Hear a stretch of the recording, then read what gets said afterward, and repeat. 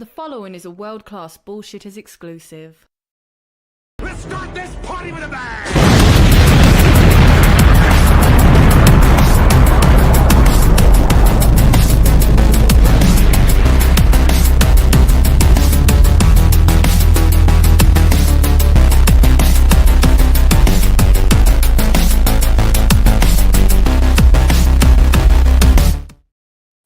Welcome into your Tuesday night show here on World Class Bullshitters. I'm your host, Jeff Hicks, and with me tonight are my two co-hosts. First off, you know him, you love him, all the way from the Ripverse. Say hello to Andy Andrew.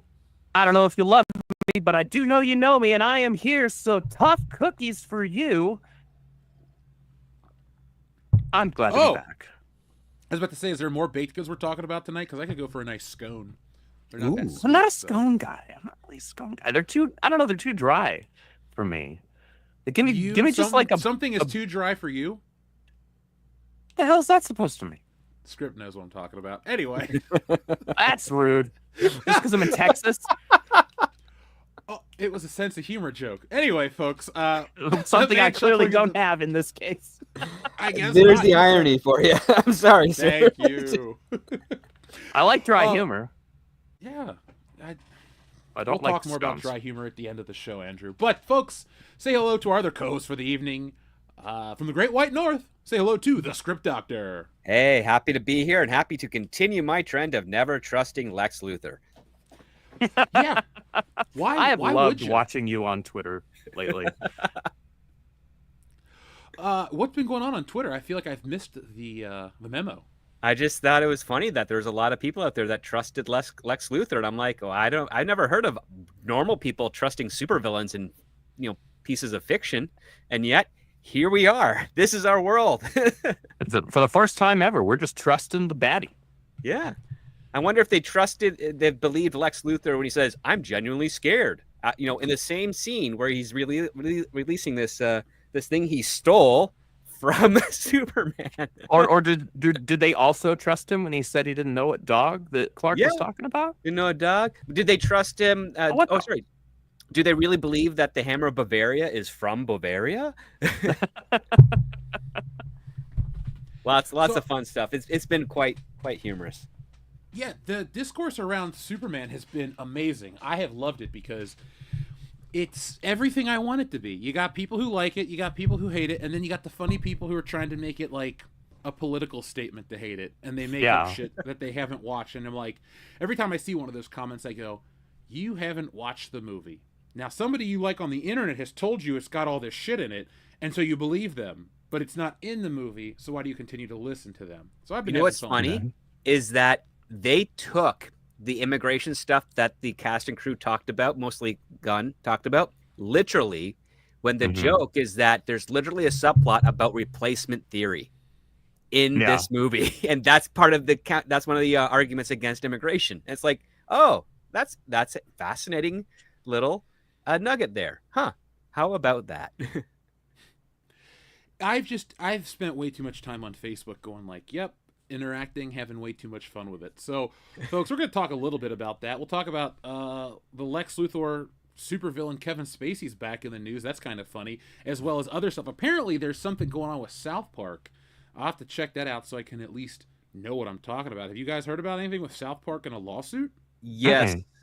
South Park has a lawsuit against Skydance because Skydance is inserting its authority, even though it doesn't have any officially yet, over Paramount and the streaming rights with regards to South Park, preventing other streamers from bidding on the next round of streaming rights when their contract expires, coming up in a couple of years, I think, or a year or two. That's really just the bullet points. It's very too early to tell or say anything other than the fact that, they got Matt and Trey Parker have gotten a lawyer, a very notable one, very notable one. And we'll see how long this suit will take. Could be a few years, could be a few months. Yeah, I'll have to look into this. This is news to me. I've been busy with the book, and I've been busy with getting ready for today's show and doing a video myself. So, folks, if you like crime noir, make sure you check out today's video I dropped, the Case of the Unwanted Trilogy. I had way too much fun with it. Oh, I love that, dude. That was cool. Thanks. I was like, I want to talk about this to put the nail in the coffin, but it's so boring to just complain about The Last Jedi and something redundant. So I thought, let's do it funny. Let's do it in a world-class way. I was worried I was going to get a copy strike on the music, but luckily I picked the right copyright-free music and had a blast making it. So folks, if you haven't watched it, I highly recommend it. It helps the channel out, and I know you'll like it because you subscribe to this channel, and I know what you like already. Now, let's talk about our word of the day from Shrebels08, and it's a delicious soda-based drink. Our word of the day, it's Coke, Super Coke. Debbie does Coke, a fistful of Coke. Sisterhood of the Traveling Coke. Coke free live free or Coke hard. Coke all the way, and how Stella got her Coke back. Oh, the Karate Coke. Yeah, Honey, I coked the kids. 3 Cokes for Sister Sarah. Must be a YouTuber. Beverly Hills Coke, like the best Coke you can get. I know, I put coffee grounds to throw the sense of the dog off. That's... The Coke and the Canary. Fellowship of the Coke. The Man in the White Coke. Coke in Present Danger. Ooh. Wolfman's got Coke. The Coke Towers. I can just imagine it's like a 1980s Monster Mash party, and Dracula's fucking fiending. He's like, "What's going on?" And then Frankenstein's like, "Wolfman's got Coke," and he's the most popular guy at the party. Pee-wee's Coke Holiday. Yeah, Coke Adventure. There you go, Pee-wee's Coke Adventure. I'm sure there was a lot of drugs usage on the set of Pee-wee's Big Adventure. That movie is nutso. Oh yeah, King Shrebels got to go in. Coke. Dude, that's good too. Dude, where's my Coke? That's pretty good. Shrebels. That's a good one too. Dude, where's my Coke? Yeah. Have we done Romancing the Coke? Romancing the Coke? That's good. That's good. I was thinking more like solid. 3 days of the Coke, but Romancing the Coke is pretty good. 28 Cokes later. The long Coke goodnight. That's gonna be a long good night because you're not going to sleep. That'd just be a long bump. The bump is way too long. Oh, here's a great one. Robinson Crusoe on Coke. All right. We need to get a little company going, folks. We need to be financed by you so we can make our cocaine-fueled movies. Just like the 1980s. It's E.T., but better. Beavis and Butthead do Coke. There we go. Oh, no! Could you imagine Cornholio on Coke? I couldn't. I don't know what that'd the whole be time like. His heart would stop. The folks, unbearable weight of massive Coke. That's Pedro Pascal's week. Isn't he anxious? That's why he touches everybody? Yeah, probably. Do you follow anything around him? Because I see people complain about him. I don't like him, so I just don't ever want to watch anything he's in. I think everybody tries to hyper criticize any little thing that he does, and he's done and said some weird and stupid crap. But for me, I'm with you. I don't like him really as an actor. I don't know how he is as a person outside of it, but I just don't care for really any performance I've seen him in. So I just kind of ignore him. He's don't really care. good in smaller films. That's just it. When he's not in a studio film, he actually. Well, I think that's more to do with the fact that better directing. I mean, he's. I don't know if Ridley Scott was probably on a lot of coke when he was doing Gladiator 2. So that's right. That is a thing.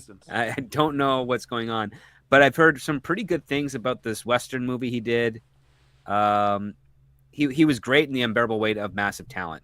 Him off of Nick Cage was actually quite funny and entertaining. But that movie... I mean, he's in what I like to call the Will Ferrell phase, because there's a period in towards the end of the aughts in the early 2010s where Will Ferrell was in everything, and there's all these comedies, and Pedro Pascal is kind of in that right now. And I skipped all of them because I don't like Will Ferrell. Yeah, and so. Well, I know it's annoying for us as audience members because we see him in a bunch of the tentpole films and a couple of smaller shows or what have you. But he's smart to take everything he can get because every actor is on a ticking clock and he might just not get any work. I mean, take a look at some actors we liked a decade ago, like Aaron Eckhart. You don't see him in any big tentpole films anymore. And he's that was the last time he was in anything. And he's extremely good. Yeah, but he's doing a lot of smaller budget films right now that are kind of skimming under the radar. Same with Gerard Butler, and I love Gerard Butler. So that's kind of the thing. Eventually Pedro Pascal is going to be in that area. it's just right now he's the hot ticket item, and he's going to grab all the millions he can because he's got to live off of that. And if he's living in California, he's got to live off of half of that. So, it's He's not probably getting taxed 60% on his stuff. Yeah, and then if he has, I think he has a small production company where he's got a whole bunch of people looking for scripts for him to star in or do. Mm. So yeah, I mean, Team Downey is famous for that. Like every single Marvel dollar that Robert Downey Jr. gets goes into that company. Like he doesn't see a dime of it because it's all about just finding other work for him to produce or be in outside of the Marvel films. Yeah, well, that train is about to pick up steam again, because what are we, like 2 years away from him as Doctor Doom? Yes, Which will yes, be... we are. It's weird. That'll be a movie. I would have been like, Marvel's eventually going to pull through and beat DC. And now this week, I'm like, I don't even know if I want Marvel to pull through. Keep putting out your garbage. Like, I tried to watch Ironheart for the channel. Fuck it. You guys don't care. Did you make it through it? I got through the first batch of episodes, and that was it. It's just couldn't do it. It's irrelevant. It's like she's a black girl version of Iron Man, and not as entertaining. And she's not even that. She has no character motivation other than to make the suit. The reason why is telegraphed, but at no point does she ever spell it out. And I think they were trying to deliberately save that for like a tail at back half of episodes, which I don't think they're going to get. And one thing I did appreciate, I know a lot of people don't like it, but I appreciate the fact that even though they make her smart, she does dumb things. For instance, the whole ending part where she sells her soul to the devil, she does so to get her best friend who has been murdered back. And I can understand a teenager or a young college girl student whose best friend was as close to her as a sister wanting to do that and making that mistake.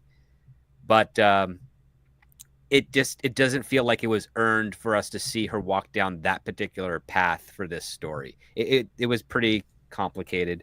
I also don't even understand the motivation of the Hood's character, because even if he is getting these corporations to sign over their everything to him by way of Mephisto or what have you, you still need to hint us a little bit towards an end game, just some sort of orbit. I don't want to be spoiled right off the bat, but I would like a little bit of an orbit, because I mean, that's what the end of Avengers did. They gave us a hint on the Thanos and the Infinity Gauntlet because of the Tesseract. So I would like a little bit more due diligence there, but yeah, Ironheart does nothing with the suit other than coordinate with criminals to get money that she doesn't even use that money to build a better suit. She just repurposes a 76 classic automobile. A lot of people complain about a hero, the main character, not being heroic enough, doing bad things. That, not everyone needs to be golly gee willikers Mr. Kent. Like, we have moved past that. The gray area can be explored well. But Marvel doesn't make anything but uninteresting gray area characters. And then then people on the internet try to treat these characters as aspirational. Nobody looks up to these characters and thinks, I want to get kicked out of school for doing bullshit.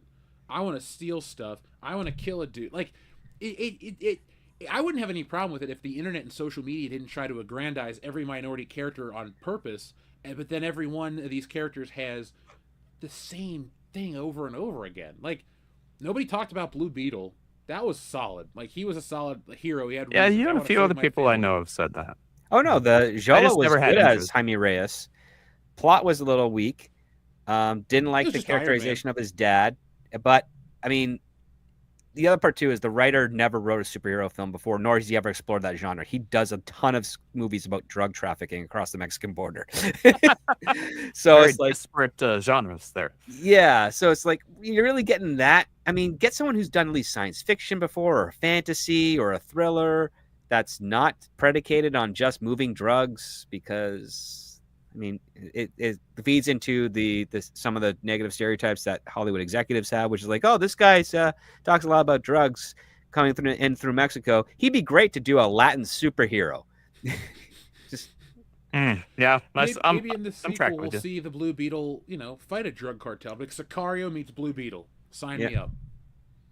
Did Emily Blunt survive Sicario too? I haven't seen it. I don't didn't wanna see know. Sicario 2, so Wait, there was a second one? Yeah. yeah.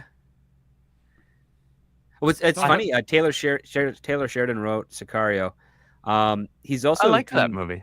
He's also being kind of pushed out of Landman right now, and a couple of other shows he started over at Paramount. So, Is he getting Curious. booted off of Tulsa King?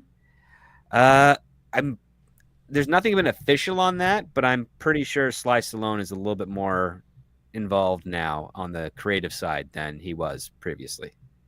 Oh, so it's gonna suck. I don't know. Sly's a pretty good writer. I know he wrote Rocky. I'm just kidding. I'm just talking shit now. I like Sylvester Stallone. He helped I don't fix really- Copland. That was a great movie. I agree. Copland is a great movie. I didn't realize he worked on that besides the acting. Yeah.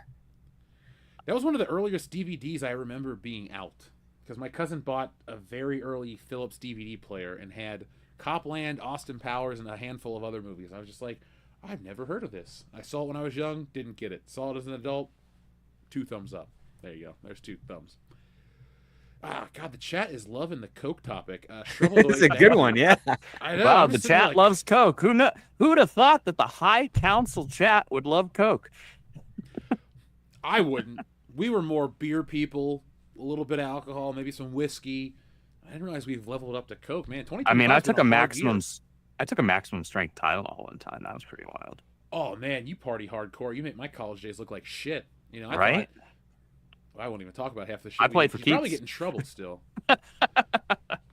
Yeah, Dion and I had a lot of fun in college. That's why we're friends for life. We've survived a lot of things. You made it through that alive, and you're like, you know what? We're just gonna stick together as best friends. It's cool. That's pretty So, much it. How many Uncle times have you Jeff- woken up in the different country? We almost woke up in Canada once. I mean, you're not far away. So That is yeah. a different I know. country. Yeah, that's about as far as I mean. I lived close to Canada, close to Mexico. Never got messed up and woke up in either of those countries. But I have other stories. Maybe I'll put them on Patreon, folks. By the way, tomorrow night. We are recording our 50th anniversary Jaws commentary, as well as a 35th anniversary of Dick Tracy commentary. So those will be dropping over on Patreon in a few weeks. Not a few days. We've been recording every week this month. You have a bunch of videos that have dropped. New stuff comes out. We even have something ready for Happy Gilmore in about a week or so. So just be on the lookout. Patreon.com/worldclassbs. And as a new introductory for some people, we have made the basic tier feature the videos. So get in while you can. In August, we're going to be going back to our normal pricing structure. But we wanted to get more people in there. So, Colin, you should believe that Jaws is rated PG, because back then it was G, PG, and R. What Yeah. script? I'm sure you know this, but Andrew, what's the first PG-13 movie? Oh, the first just that was made. Oh, I have honestly no idea. I think it's Raiders. No, No, it's not. It's after Raiders. it's after Temple of Doom as well. Gosh, this is a tricky one. I'll give you a hint. It's about a group of kids who fight off the Russians after they invade America in the The Red 80s. Dawn. There you go. Yeah, that was the first. Yeah, PG-13. The only reason, and then Spielberg requested that Last Crusade have a PG-13 rating since he was so instrumental in creating the rating. Because, folks, Temple of Doom was on the cusp of an R, which would have been the death sentence for an Indiana Jones follow-up. And I get why it's a harder, darker tone story, but I think Raiders of the Lost Ark is so much more violent. I don't know why everyone goes, Raiders is light and fun and Temple of Doom's dark. No, nobody's head explodes, nobody's face melts off, nobody's face gets sucked in, nobody gets shot in the head and there's blood squibs. Like, Indy shoots that Arab dude point blank in the truck. It is more violent than the Temple of Doom. Yeah. But everybody gets upset because of the heart-ripping scene in the kid slaves. I understand it. My heartstrings were tugged at too. But I wish people would open their eyes and go, yeah, Raiders is kind of fucked up. But that's great. It's a great movie. I just 10 out of 10. don't care for Temple of Doom much. I don't. There's an editing glitch in Temple of Doom because it's when Short Round starts fighting the kids to try and rescue Indy. There's a jump, so to speak, at least in the original VHS version that I have. It's probably because they cut out the scene where Short Round figures out how to escape the black sleep of Cali. 'Cause Yeah. in the comic book, folks, the there's like a fissure and lava shoots out of one of the rocks that they're trying to mine, and it lands on a thuggy guard, and he wakes up and he like isn't controlled anymore. And that's how Short Round figures out the burn Indy. The whole "I love you, Indy, wake up." That's not just him like pulling that out of his ass. That was in the movie. Much like Willie originally escaped the temple and got back to the Pankot Palace, and Chatter Lao like gets her, and he's like, "Oh, we'll take care of you." And then you realize he's evil. Because I'm not saying that the comic book is better. It just is a little more fleshed out than the movie itself. Mm-hmm. It's still great. Now I want to watch that instead of what we're doing right now. Folks, thanks for watching. I'm going to go watch Temple of Doom. No. Watch Raiders. Dude, And I then watch Last Raiders all the Crusade. time. I watch all three. I love Last Crusade so much. I love that movie. I have no bad things to say about it. I love that movie like all so three, much. man. Only three, folks. I'm glad Don't that acknowledge the 4 and 5. well, yeah, of course, there's only 3. I'm glad that I saw all 3 of those for the first time each with my dad. I thought you were going to say in theaters. I was like, shit, I haven't seen Temple of Doom or Last Crusade in the theater. Isn't What? one of them coming up? No, that was for Father's Day for Last Crusade. Oh, dang it! I misremembered then. Bummer. Yeah, my Dion texted me. He's like, "Yeah, I'm at the theater watching Last Crusade." I'm like, "Well, fuck you too, man. Thanks." It doesn't mean anything to me. So, Digsby in the chat says Tote is an underrated villain. Do you think he's underrated or appropriately rated? I like him. I think he works. It's fine. Yeah, I think he's got one of the best scenes in all the movies, though, when he pulls out that torture device, turns it, twists it, turns it into a coat hanger, and hangs up his jacket. I love that movie. So, guys, I could sit and talk about Indiana Jones trivia all night long. We could sit and talk about Spielbergisms all night long. One day we'll get Spielberg on the channel. We'll talk about his isms with him. I could tell you how I went to sleep one night with my buddies in college, and we woke up on the Queen Elizabeth II, and we don't know how we got there, but we had round trip tickets. It was the best 2 weeks of our lives, going across the Atlantic, hanging out in England, and then coming back. Yeah, I live in Ohio. Nothing cool like that ever happens. You might like wake up in Indiana or Kentucky, and still pretty. It's fairly cool. Have you ever been to Indiana? Yeah, I liked it. Oh, you must have gone to Indianapolis then, because that's all that's worthwhile in that state. Yeah, pretty much. Yeah. Everywhere else we drove outside of it was kind of flat. Yeah, that's the Midwest, man. Yeah, I went to Indianapolis once for a GameStop managers conference back in the day, and the city smelled like all cities smell, but it smelled particularly bad to me. Well, I'm gonna write the mayor of Indianapolis a letter and say, "Dear Mayor, Andrew from the High Council said your city smells and something needs to be done about it. Your friend, Jeff." Would that help? Yeah, here's some Febreze. Yeah. Hold on, I actually have some right here, I think. Yeah, exactly.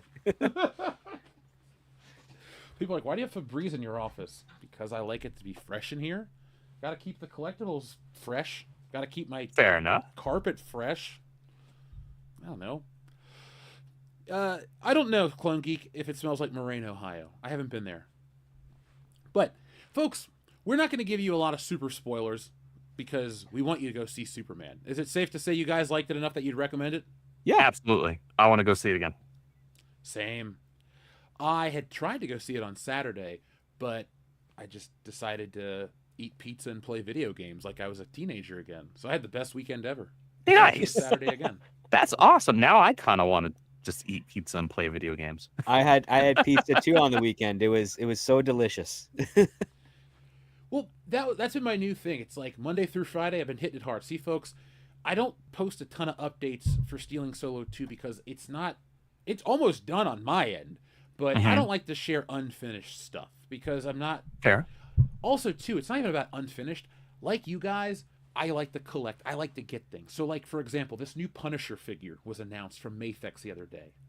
Now I really want to get it, but it's going to be a while till it comes out.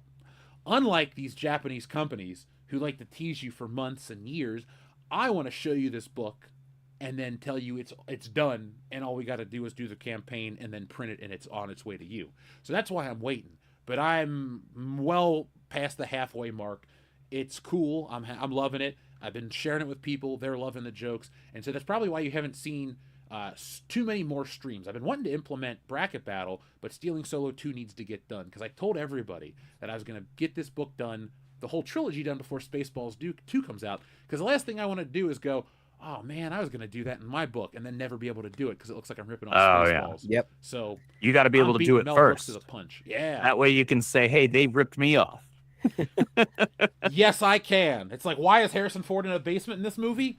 I sold thousands of books. You ripped me off, Josh Gad. There's no way the sequel to this movie is going to be as good as the original, and so it's not going to be as good as Stealing Solo. So you will still be able to lay claim to the best Star Wars parody since Spaceballs. That makes me proud, Andrew. Makes me proud. And then you can also do this follow-ups, like better than Spaceballs 2. Oh, I hope Spaceballs 2 sucks for Frankenfish. Audiences agree. Yeah. Better than Spaceballs like one of those old 2. TV what commercials? the heck happened? See, you know, the Rian Johnson trilogy getting canceled officially, and it's never going to be a thing. When I was making that video and putting it out today, I went, oh shit, that would have been so many good videos if it did get made. But then I thought, it's time to move on, society. We need to step away. I gotta say, I was listening and watching to that video while I was cooking dinner. I love the editing you did for that video. That was a lot of fun.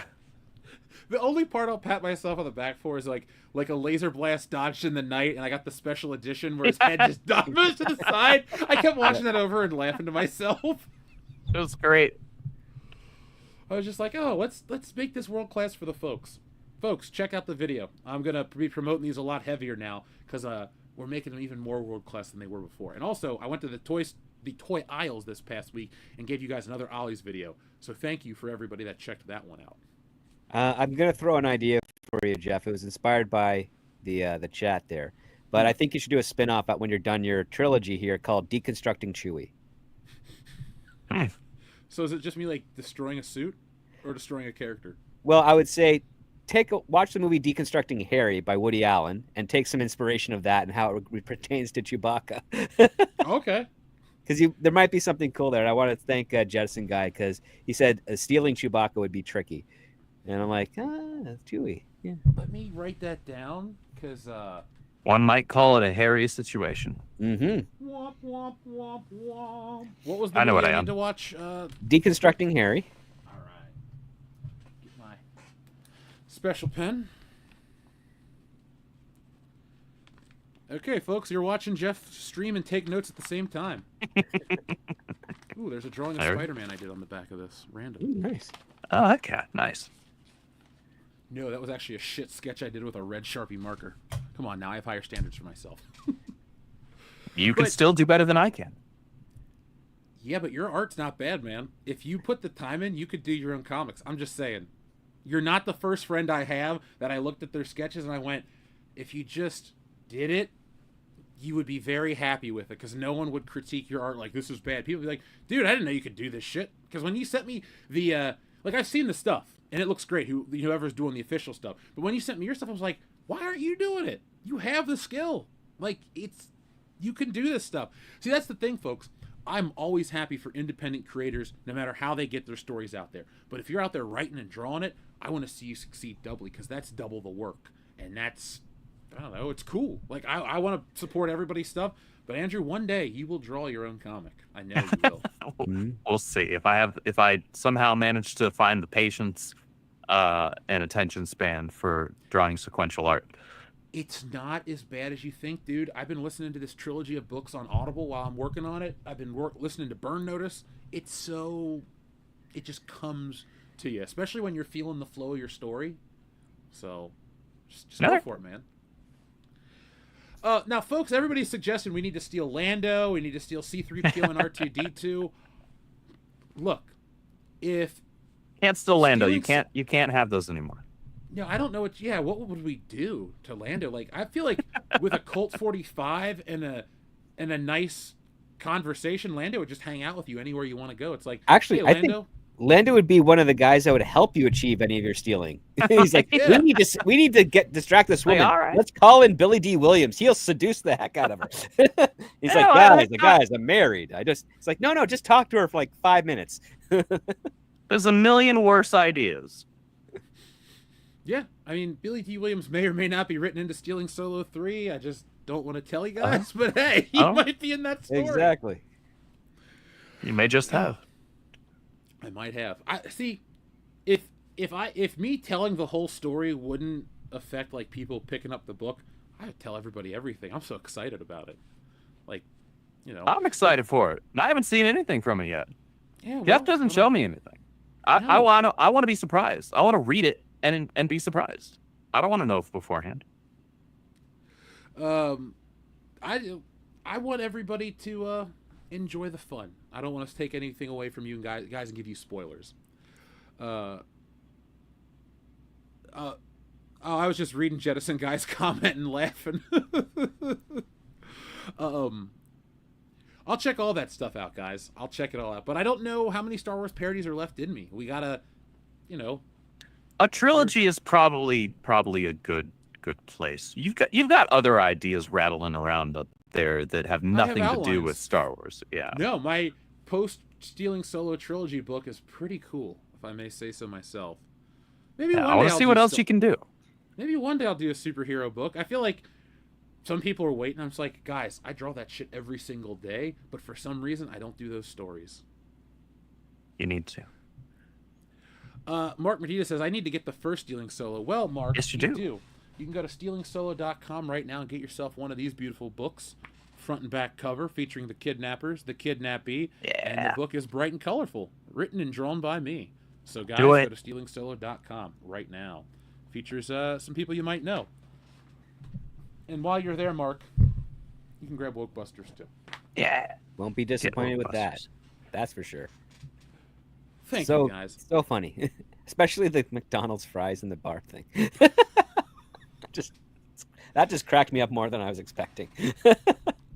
See, I'm a visual gag guy. Like, if Mad Magazine was still a thing the way it was back in the day, I would have sent a portfolio to them and been like, hey, I got all these ideas. Because the one guy, and I feel bad not knowing his name, the one that does the realistic shit, was it Mort Drucker who did all the parodies? Like, I wasn't trying to be that guy, but I can definitely do a funny visual gag. So, if there's a market for it, I'll put it like this. There might not be a market for it currently. I will build that market, and people will come to me for those. Create the demographic if you don't already see one. Yeah. Thank you, Colin. Your parodies pay more respect to the Star Wars franchise. I appreciate that. I didn't plan on this stream becoming a Jeff's comic book stream, but who knows? That's all right. Eventually- We all love comic books here. Mm-hmm. We do. I do. Dude, I liked Superman so much that I went out and got the McFarlane figure. This is a little trading card that comes with it. So Oh, cool. nice. I do want to get it does come with crypto, right? it does. It comes with crypto, 3 extra faces, and 2 extra hands. Really? Yeah. There's one called the theatrical edition. It was like $35, but Walmart had it mislabeled for $29. So I was like, shit, I'm taking this one. There you go. cool. That, It's got a- that always helps. Okay. It's got a wired cape, so you can like twist it and make it look like it's flapping in the wind. What the hell? I have not seen that. I need to get that. Yeah, it's at Walmart right now. I didn't show it in my last toy video. I showed myself buying the Rock, but everybody knows I buy the Rock's action figures. Well, that toy's probably like $50 up here where I am. Dude, it's crazy how inflation has affected toys. Like, I know the tariffs and stuff are now back. The 90 days is over, correct? Or something? No, the 90 days are over, and there's a new window of a threat to like end of August or September or some crap like that.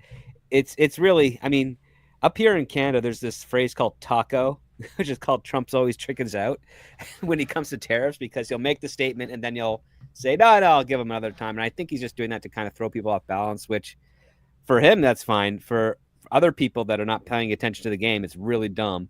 But I just laugh and be like, we still have Toys R Us up here. And it's so Don't rub salt in the wound, man. I know Man. you're making a joke and a political statement, but you're hurting a friend. Do you realize every week I drive by the building that used to be Toys R Us, and I think to myself, that's where What I is got it now? this toy. It's a place called Home Buys.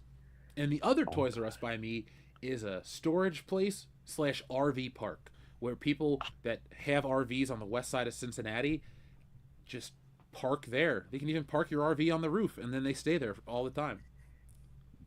So you're hurting my. Jose Membrane said the Supergirl figure also comes to the wire. Dick McFarlane's doing a Supergirl figure as well. Hold up, She's out. Yeah, she's out. She's out. Yeah. Yep. So I mean, let Andrew, Jeff, the next time you're close enough to the border, come on over. I'll meet you in Toronto. We'll do a road trip out to a Toys R Us. You can get some memories, new memories of that shop. You see the prices, but then have a sigh of relief because the American exchange rate is to your advantage up here. Well, I'm coming up there to buy something. I don't even know what I want, but I'll buy something just on principle. Like every time I go into one of those vintage toy stores that I make videos in, folks, I buy something. And to the earlier comment in the chat about go to Every Ollie's and liberating all the Shurikopters, folks, help those videos off. Every Ollie's toy video crosses like 200K. That'll be enough for me to go into Ollie's and buy every Shurikopter. So just go watch them on repeat. I don't care. Who gives a shit? And then it's down, all like, down. Hold super chat contest of what are you going to do next to the Shurikopter? Like just various crazy things. I want to do that. I would love to do live streams where it's like, all right, Clone Geek sent in $10. He says, dip it in lighter fluid and light it on fire. You got it, Clone Geek. We'll go out. I'll film it at a farm that I can go to. And it'll be like, shoot it with Tannerite. Okay, no problem. Use an M80 on the Shuri action figure. No problem. And we'll film it in glorious 4K and we'll do a live stream. It'll be the destruction stream. We'll just, Amazing. I want to put Shuri on a hot plate and just watch her melt slowly. It's like vibranium won't protect you from our hot plate. Nah. Maybe is hydrochloric acid legal to obtain? Because maybe we'll just put it in some acid and watch it disintegrate. Well, you can do some acetone and lighter fluid and get a match. That'll do some interesting things. I feel like if we were in a scenario, you would be our MacGyver of the North. I have had to read a lot about strange technical stuff to have some fun there. I actually have fixed a DVD player with elastic band though. So what was it? Silent Bob once made a CD player out of chicken wire and his mom's vibrator. So yeah, Silent like Bob's that. pretty good at that shit too. So I guess we should be on topic. I don't think the audience cares. They're having fun with us tonight. Folks, if you're having fun with us, press 1 in the chat. Let us know. We got to get these numbers up on YouTube. They're rookie numbers. We're world class after all. We want to make that happen. But guys, in terms of the Superman stuff, the box office, it was a hit. It made $217 million. Then I've seen another source that say there was actually $3 million unaccounted for, so it was $220. 225 actually total because it's 120. Oh, no, sorry, 220, 125 domestic. That's the total as of the Sunday numbers coming through proper. So now it's a hit. It needs to make what 500 to break even, something like that. Somewhere between 5 and 6. It's about 620 or so would okay. Put them into a nice realm up there. Frankly, just because this is one of the cheaper Superman movies made in the 20th century. They spent less on it than Man of Steel did. They spent a ton less on it than Superman Returns, but then Superman Returns also had a decades of pre-production expenses for other Superman films rolled into that one. Yeah. So, yeah, I did the numbers real quick. If you adjust for inflation on box office and budget for Man of Steel, they spent close to about $330 million making that movie. Was it to block out the sun for all the darkness? Was that Maybe. why it was so expensive? Maybe, but that's just on the high end. On the low end, I think it's like 298, 298. That's still a lot. It's still a lot. Yeah. Well, remember that was peak comic book phase. Spider-Man trilogy was doing good. Dark Knight trilogy was great. We just got Iron Man, Thor, and Avengers, and Captain America all kind of making hits. So Superman was able to ride off of that really well, and it was deserved to ride off of that excitement. Just the movie was not great enough to really make the positive waves that they wanted to. You'd have to have a positive movie to do that. Yeah, and it did underperformed based what Warner Brothers was hoping, which is why they forced in Batman v Superman as opposed to another Man of Steel follow up directly. But I yeah, want to see Brainiac in a movie. Like, that's the thing I'm waiting for. Like, hopefully we get to see Superman versus a giant robot, and it's controlled by Brainiac. Maybe Metallo is involved. Like, I like to see Mongol would be great in Yeah. Warworld. Oh yeah, Mongol Eric- and Warworld would be a ton of fun. But I feel like Mongol, like save Mongol for having more members of the Justice League. Don't jump right into Darkseid. Like that oh, was God, no. that was one Yeah, of too early. many of frickin' Snyder's mental midgetry moves, which was going straight in with Darkseid. And it's like, we're just blowing our load in movie 3. Okay, fine, why not? You know, like build up to that. Marvel took 85 million years to get to Thanos finally, right? And it paid off. Well, right? I mean, I suspect the Gods and Monsters phase will have something to do with the new gods. I would Yeah, you like have to see, Orion and all. I would like to see like Scott Free. Mhm. His story is pretty cool. Get Big, somebody really good to play Big Barda too. Big Barda, yeah. You should get a short woman to play her and then just use CGI to size her up. Good. Like Peter Dinklage. Well, That would be kinda funny. forced perspective would always be the most convincing way. Because again, trying to find good actors that are also physically the height they need to be for the character is a chore. Yeah.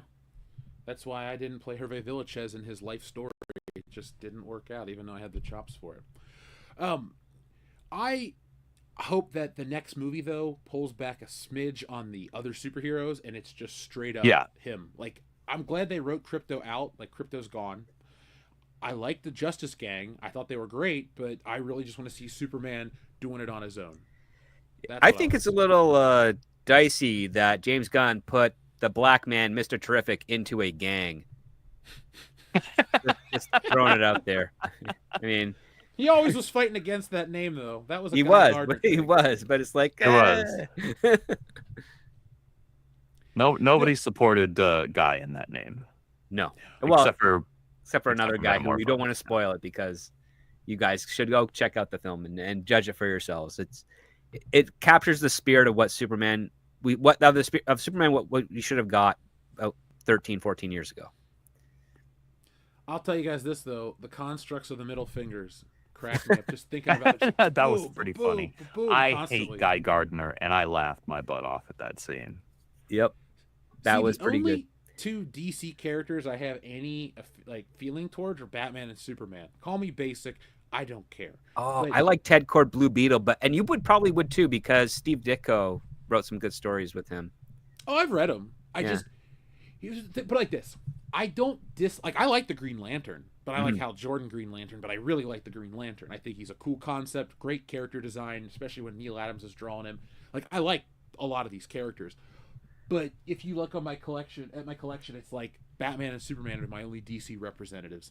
I just don't feel the need to jump into these other characters because they don't feel generic or derivative. I just don't connect with them like I do like a Wolverine or Gambit or Cyclops or any of those guys. Or even a Booster Gold.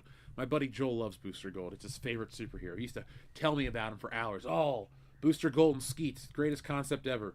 And I would just look at him and think like, what the fuck are you talking about? And then I read it and it was fine, but Yeah, not really my thing. it's fine is pretty much my perspective on it. So I guess let's ask the real question. Since we're all kind of riding the DC high, we have a week until the Fantastic Four drop.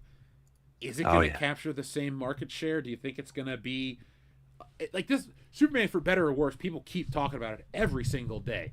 Yeah. Either they love it or they hate it because it's not Zack Snyder, but it's still people talking about Superman nonstop all the way to the bank.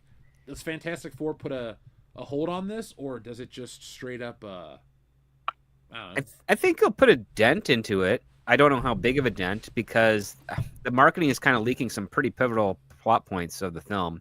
And I think they're doing that out of desperation because they're Like trying that to- most recent thing they had where like reveals what Galactus like was the really potential after. what Galactus wanted in order to F off and not attack Earth. Like, why would you give that away? I'm glad I didn't see the trailer then. Yeah. I think it'll do a little dent just because every Marvel film has always a a fairly reasonable opening compared to other Marvel films. It always has a better opening than most other regular films coming out there. So that's kind of a default thing.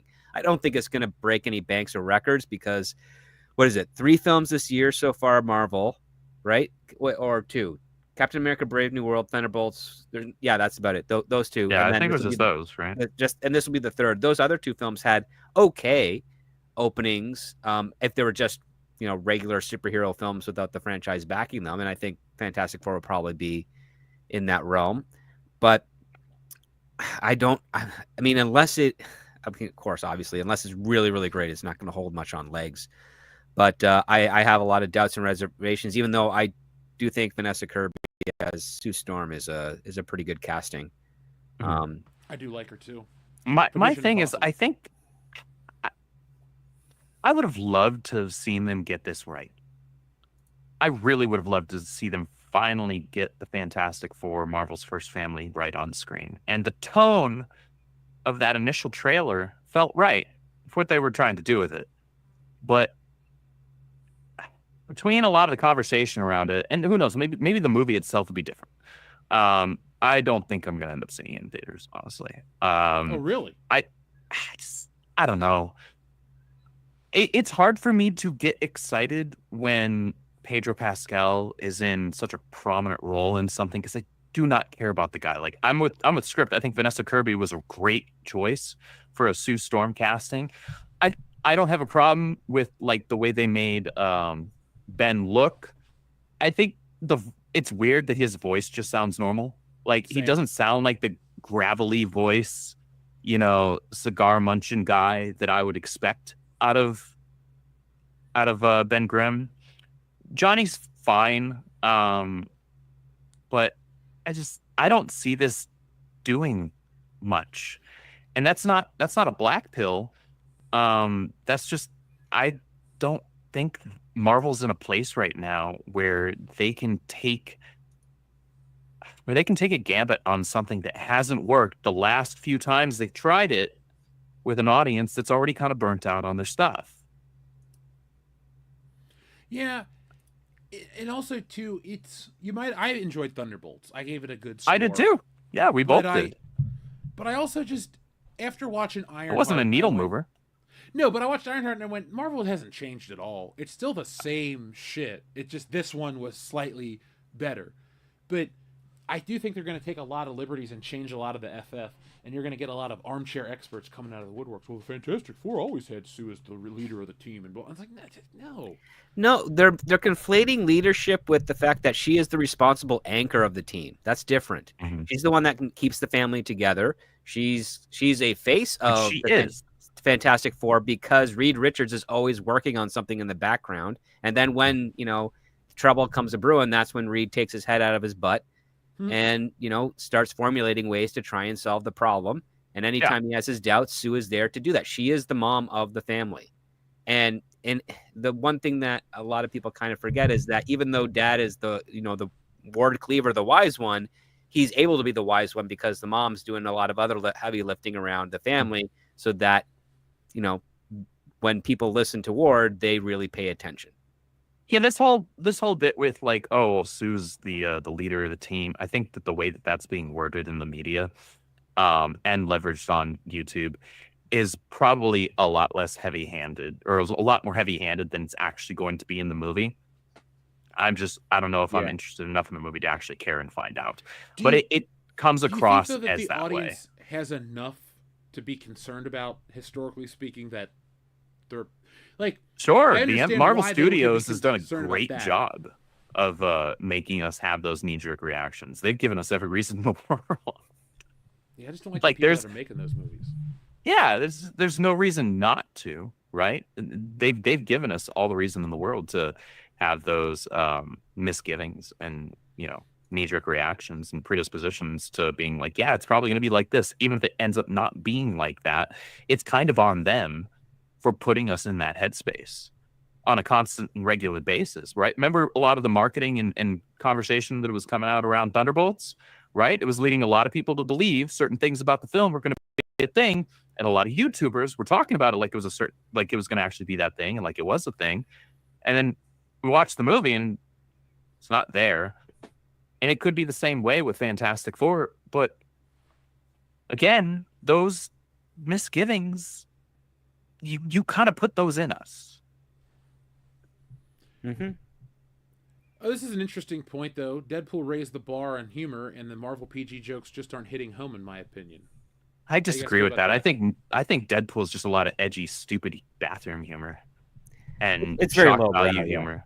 Yeah, it's shock value, and I get that's what they've made Deadpool in recent decades. But I don't know. I had both a acting and a writing instructor who said if you have to rely strictly on shock value to be considered funny, you're not actually funny. You're just eliciting a shock reaction out of people because people are like, "Oh, I didn't expect them to say that." It's not like the thing you said is actually just comedic on its own. Yeah, you're saying something that's has a fleeting effect to it. It's not going to be repeatable again. Yeah.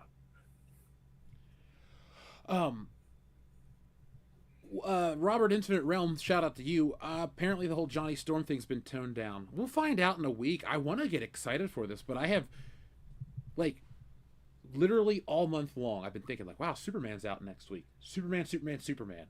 and I'm not, like, a Superman acolyte. I maybe own 10 Superman books, like paperbacks, and I probably own, like, 30 comic books, like including Superman versus Spider-Man. Like, I like the character, but I'm not, gonna get. I don't own a Superman shirt. I don't have a tattoo like Shaq. I'm not. Okay, I have driven around listening to the John Williams theme, but that's a topic for another time. My point is, normally I'm a Marvel dude, and I'm just like, all right, bring it.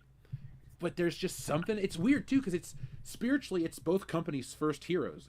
DC's first big superhero, their first superhero, Superman from Action Comics 1, and then people might say, but Marvel existed before the Fantastic Four as timely. They became Marvel Comics in 1961 with Fantastic Four. So that's the first Marvel comic book. And so it's like both companies are going back to the drawing table, no pun intended, and they're bringing you, modern interpretations of those classic characters.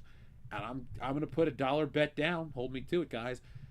Next week at this time, we'll be talking about how FF wasn't what Superman was, and how all the Marvel tropes and isms are kind of falling on deaf ears, and I hope that causes them to try to shake things up, because another Avengers movie where it's just multi-dimensional versions of all the characters doesn't sound interesting to me. No, I'm already not interested in Secret Wars. Like, I really don't care.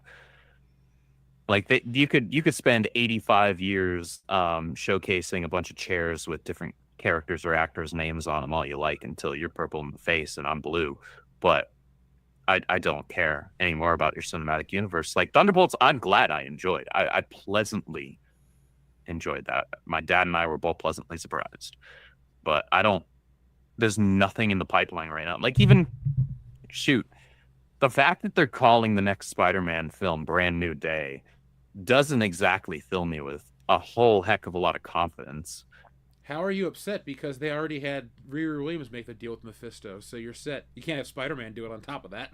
Right. Well, yeah, I'm not talking about One More Day. Like, Brand New Day was a stupid, cheap follow-up.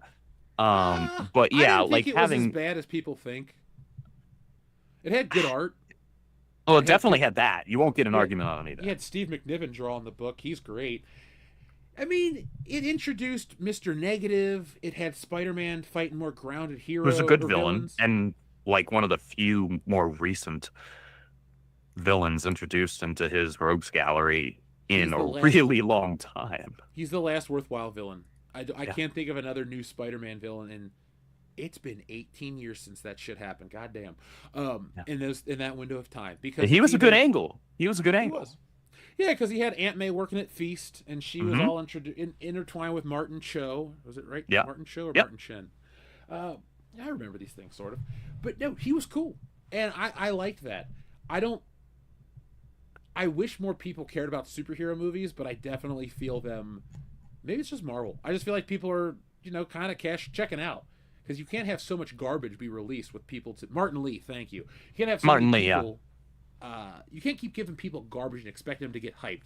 Like, we are like 3 years past the whole fake hype where you get that dude that's Yeah. on social media with the hoodie and this, I'm hype, bro, I'm hype. It's like, I don't give a fuck. Just calm down. It's true. But that being said, people were hyped for Superman, and Superman's doing well. And people, at least in my theater, were excited for the movie. I had a Everybody cheered him on. 9:15 p.m. showtime in IMAX, right? The bitch was just about sold out. And people were cheering, people were laughing, people were smiling. Most of the theater stuck around through the end credits. Like, I have never been to a movie where so many people stuck around through the end credits. Like, everybody in my Superman screening waited. I was like, cool. yeah, like that to me was like, see, this was very validating to me because I've been saying this. Jeff, you've been saying this. Script's been saying this. A lot of people with their heads screwed on right have been saying this, that superhero fatigue is not a thing. It's just fatigue with crap. It's fatigue with stuff that people don't have interest in, right? If you keep feeding people garbage, they're gonna have some level of fatigue about that, right? But you give them something that they're actually interested in, they can be hopeful for, they can be excited for, and then deliver on that, right? Because it's one thing to be hyped going into it, but then it's like, okay, so how are you feeling while you're watching it, right? While you're sitting there for 2 hours watching the thing, and then how you feeling when you come out? Man, smiles across the faces. There were people all talking like, oh wait, you were able to get the comic? Yeah, I managed to get the comic. It was like the last one, right? But because my theater, my AMC had the it was like the first issue of All-Star Superman, right? Oh, okay. And then they also had like the cups and the popcorn buckets and the blankets. I was actually going to grab one of the cape throws. They were sold out. I was like, oh wow. Oh, I never buy that type of stuff. I have nowhere to put it. But I normally wouldn't have, but I was going to make an exception for the Superman cape. Yeah, I just kept my movie ticket, pinned it up with all the others of the movies I liked and enjoyed. I'm this close to getting the hot toy. That's how much I like this movie. That's a big investment for an action figure. That's a big investment. That's huge, yeah. And then I'm like, do I like it enough to get the InArt version? Because InArt is a company who makes photorealistic dolls, and they have a Superman, and it looks better than the hot toy, but it's also $100 more. I'm like, I like this movie for about $285, but do I like it for $385? That is a question. Yeah, like that's a tough one to I don't make. even want That's the a hard crypto that sell. comes with it. It's like, everyone's like, what are you gonna do with crypto? I'll sell crypto. Sorry. I like the dog. I thought he was- Crypto will live in the box. Build him a doghouse. Build him a doghouse. All right, I'll get some crystals from the Fortress of Solitude. Just put them in a little doghouse. Yeah. Like, I could 3D print you a crypto dog bed or something. I loved every moment that Krypto was on the screen, not just because I'm He a was dog cute. person, but on top of that, Krypto very much almost 1-to-1 mirrored how my dog, who was a rescue, acted when he was still a year and younger. So it's like, wow, I feel like all of this that's just my dog, except for this one can fly. So it pulled on the heartstrings. James Look, Gunn knew what he was doing with that. It worked for me too. I'm not gonna act like I didn't enjoy the dog. I thought it was great, but I just when I think of Superman, I just think of Superman. Like Krypto's like Ace the Bat Hound. It's part of the lore, part of the franchise. I love Ace. In Yeah, fact, I'm that's just, actually my dog's name. I laughed, and the audience laughed when Eve made that remark about Lex and the dog, and how the other character she was talking to reacted to that. Yeah. I did like this Miss Tessmacher quite a bit. Yeah. Shrimp toes. Yeah. One thing I'll say this, and then we'll talk about other stuff, is the Hall of Justice, the interior of that. That movie was a little off-putting for me in a good way, because they shot all that in Cincinnati, and they didn't really alter it very much. So I was just in that building 2 weeks ago, and I was like, Oh gosh, really? And then there's a shot where Superman is flying into a tunnel towards the end of the climax, and I'm like, I go through that tunnel every fucking day. So it's like Yeah. so much of that movie is just my neighborhood. Maybe that's why I liked it so much. I'm like, I live in Metropolis now. I liked But the mural on the inside of the Hall of Justice that you got to see. You got to see Wildcat and a couple of the Justice Society Well, members. so that was That- the thing. Like That's I a real didn't. mural, but they just CGI'd the superheroes over it. But in the Yeah. the real building, it's all the people who built Cincinnati. It's like, you know, coal miners and this and that and all these like artisans and workhorse people. It was such a great attention to detail that I was, you know.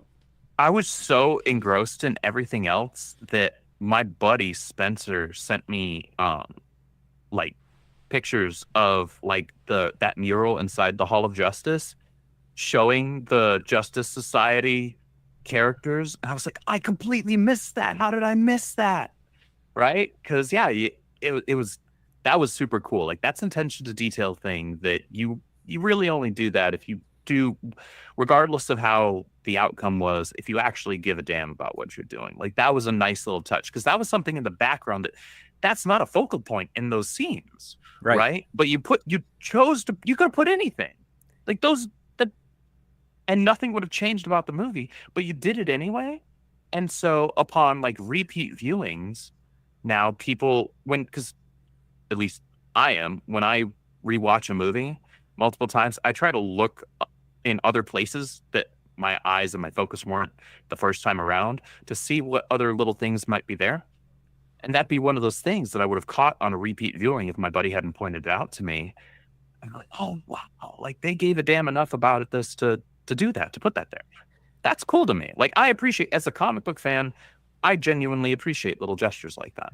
As just a film lover, I appreciate those pieces of detail because it's all about with comics, with art, anything where it's a visual medium. It's about filling the frame properly, and I feel like they filled the frame in that movie in so many interesting different ways that I want to watch it again just to see if I missed anything or just to experience it. Like when Superman was in that like digital river of whatever without talking about.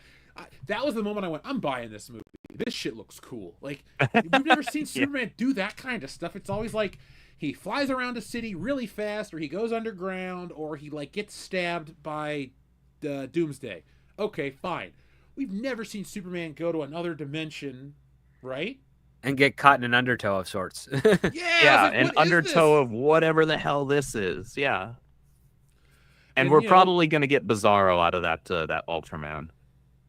Oh man, I've been sitting so long on that reveal of Corn Sweat doing that. But yeah, it was funny, especially when I got like texts from some of my friends that aren't in the industry, like because they were saying, "Oh no, it's Henry Cavill. Henry Cavill's going to be in." It's like he's not in the movie. He's not. Like I heard from this person on YouTube, and I heard it from this person on this website. It's like he's not in the movie, and it's like who is? And like I said, it's David.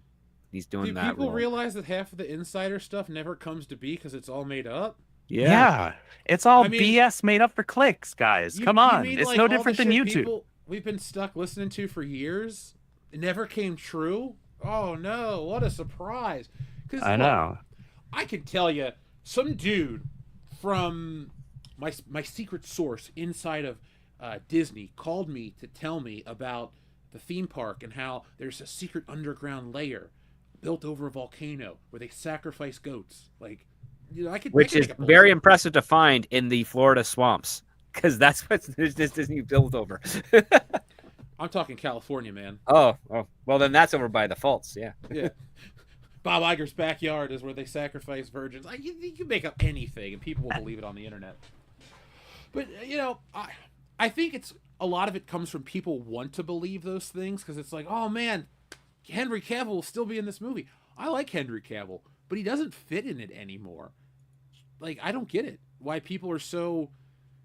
He did a good job, but he didn't do as good a job as Christopher Reeve. And I'd never heard people like in the early 2000s be like, they should just CGI Christopher Reeve over this guy. It's like, no, we got to just have more people. We got to have more things. We got to move past it. And I'm glad that attitude isn't deterring people from going to enjoy this movie. This is the fact of the matter, the opposite of Star Wars, where it's like, it sucked, but everyone's bought into the hype and they're excited for it. This doesn't suck, and people are just going and seeing it and liking it. And they're making their own determination. We're seeing opinions across the board, all over the map right now. Some are disingenuous. Most, I would say, are just people's own personal take on the film. Like something vibed with them or something didn't vibe with them. And I enjoy seeing that. Even if I disagree with the person's opinion. I was on my buddy Leon's stream last night, and we had a whole panel, it was like 6 or 7 of us talking about the film. Like we all had different perspectives on it. Half of us loved it, half of us didn't. I was in the half that loved it, but we were all being respectful about it, and we were just kind of like, well, this is the way that I saw this bit, this is the way that I saw this bit. And it was nice to see that kind of interaction over a film like this for the first time. It feels like a really long time. And it really highlights, I think, when you have people that try to go super hard in the paint one way or the other in such a way that they also start disparaging you if you don't share their opinion. And it was nice to see so many people just kind of like not doing that. Just being like, I love this film or I don't love this film. Here's why I love it. Here's why I don't love it. Maybe we'll go back and forth a little bit about it, but at the end of the day, it's still just a movie. And like, I wish you had enjoyed it more, but you not enjoying it has no bearing on me enjoying it, right? You don't have that power over me. So it was really Did they nice. call it woke? Nobody on the stream that I was on did that. All of their criticism, because it's not. Yeah, it's absolutely not. Anybody who's saying that has got their head up their ass and twisted around backwards too. No, it was criticisms of other things, and some of which I even agreed with, but they weren't criticisms that had enough of a deterrent on it and a detraction from the film to where it made me not enjoy it to the degree that I did. So it was nice to see sincere dialogue around a comic book movie for the first time, and again, what feels like kind of a long time. Yeah, it does. It was refreshing. Oh, come on, Jeff. There's no volcano human sacrifice going on in Disneyland. There, however, Cuban children being fed to the reanimated head of Walt Disney. Wow. That's dark. Did you see the animatronic they just, brought to life of Walt Disney? Yeah. No. His head looks like it's been melted, and then they tried to freeze it and then thaw it out again. Maybe that's actually just Walt Disney reanimated, and we're telling people that it's an animatronic because, well, Walt is sentient. He still owns the most shares in the company, so this is the agreed-upon terms they've come to. It was just unsettling and weird looking. Yeah. Well, I would never want to go. I'll just end the sentence. I never want to go to Disney World. Sorry, it has nothing to do with Star Wars. It's just their rides are always low-key lame. Oh wow, I rode Splash Mountain and Thunder Mountain and Space Mountain. That's cool when you're a little kid, but Andrew, I'm 6'5". I'm far from a little kid, and when I was a child, I was 6 feet tall, and it wouldn't have impressed me back then either. That doesn't shock me. No, I was able to. I walked into R-rated movies in grade school. Nobody ID'd me or questioned it. I just was like, one for this. Yeah, no problem. It was great. I'll be back in a second, guys. Someone's calling me, and it's work, but I'm still around hearing. No sweat, man. Okay. No sweat. We'll riff. Enrique Vasquez has been a member for 29 months, folks. We're going to give you the Goonies documentary over here on WCBS membership program as well as an extra thank you to everybody who supports the channel. Hail to the world-class High Council. Have you guys seen the U.S. version of Ghosts? If so, what do you think of it? Do you like the new Street Fighter casting? Ghosts? Like Demi Moore Ghost? Is that? I was about to say, is that different? Yeah, that's the one that I was thinking of, right, with Patrick Swayze. But that's because just we're called the same age. Ghost, right? Is what that one is? That's just Ghost. Yeah, I don't know what movie he's talking about. If it's as far as the new, I don't know. Yeah, I don't know. As far as the Street Fighter castings, some of them look pretty spot on. Others are like, you just picked a famous person. Yeah, and I'd rather more movies stop doing that, right? Yeah, it's kind of like, come on, that I feel like you were just trying to get whatever name you could get as a perceived draw. But I forget her name, but the gal that they cast as Chun-Li looks pretty spot on. I was like, damn, okay, all right, because that was the first casting that I saw before all the other ones started getting revealed, and then I was like, wait. Who is Akuma? Who is Vega? Reigns, the guy with the wettest hair. Folks, Right. if you don't know that song, just listen to it later. Cody Rhodes is Guile. That's a terrible choice. Cody Rhodes speaks with a lisp. Yeah, that's a bad choice, man. Like, Are you gonna dub him? I don't know. Because you're gonna go Phonic Boom? Like, that's gonna be really... That's gonna take me out of the fucking movie. Phonic Boom, Phonic Boom. Like, just have Mike Tyson play him then. It doesn't even matter. That's amazing. The Ghosts... He's talking about Ghosts, the TV show. I've never watched it. It looks interesting, but... I'm familiar with it. It's a CBS show about a lady who lives in, like, a house, and all the ghosts of all the people that have died live there with her. It's like a comedy. Oh, interesting. It's a comedy? Oh. Yeah. Yeah, it's not a horror show. Okay. I have not watched a TV show since like the late 2010s when I was still watching like The Good Place and the wrap up to Bones. Like I just don't watch TV. It was. I enjoyed it. I only saw the first 2 seasons though.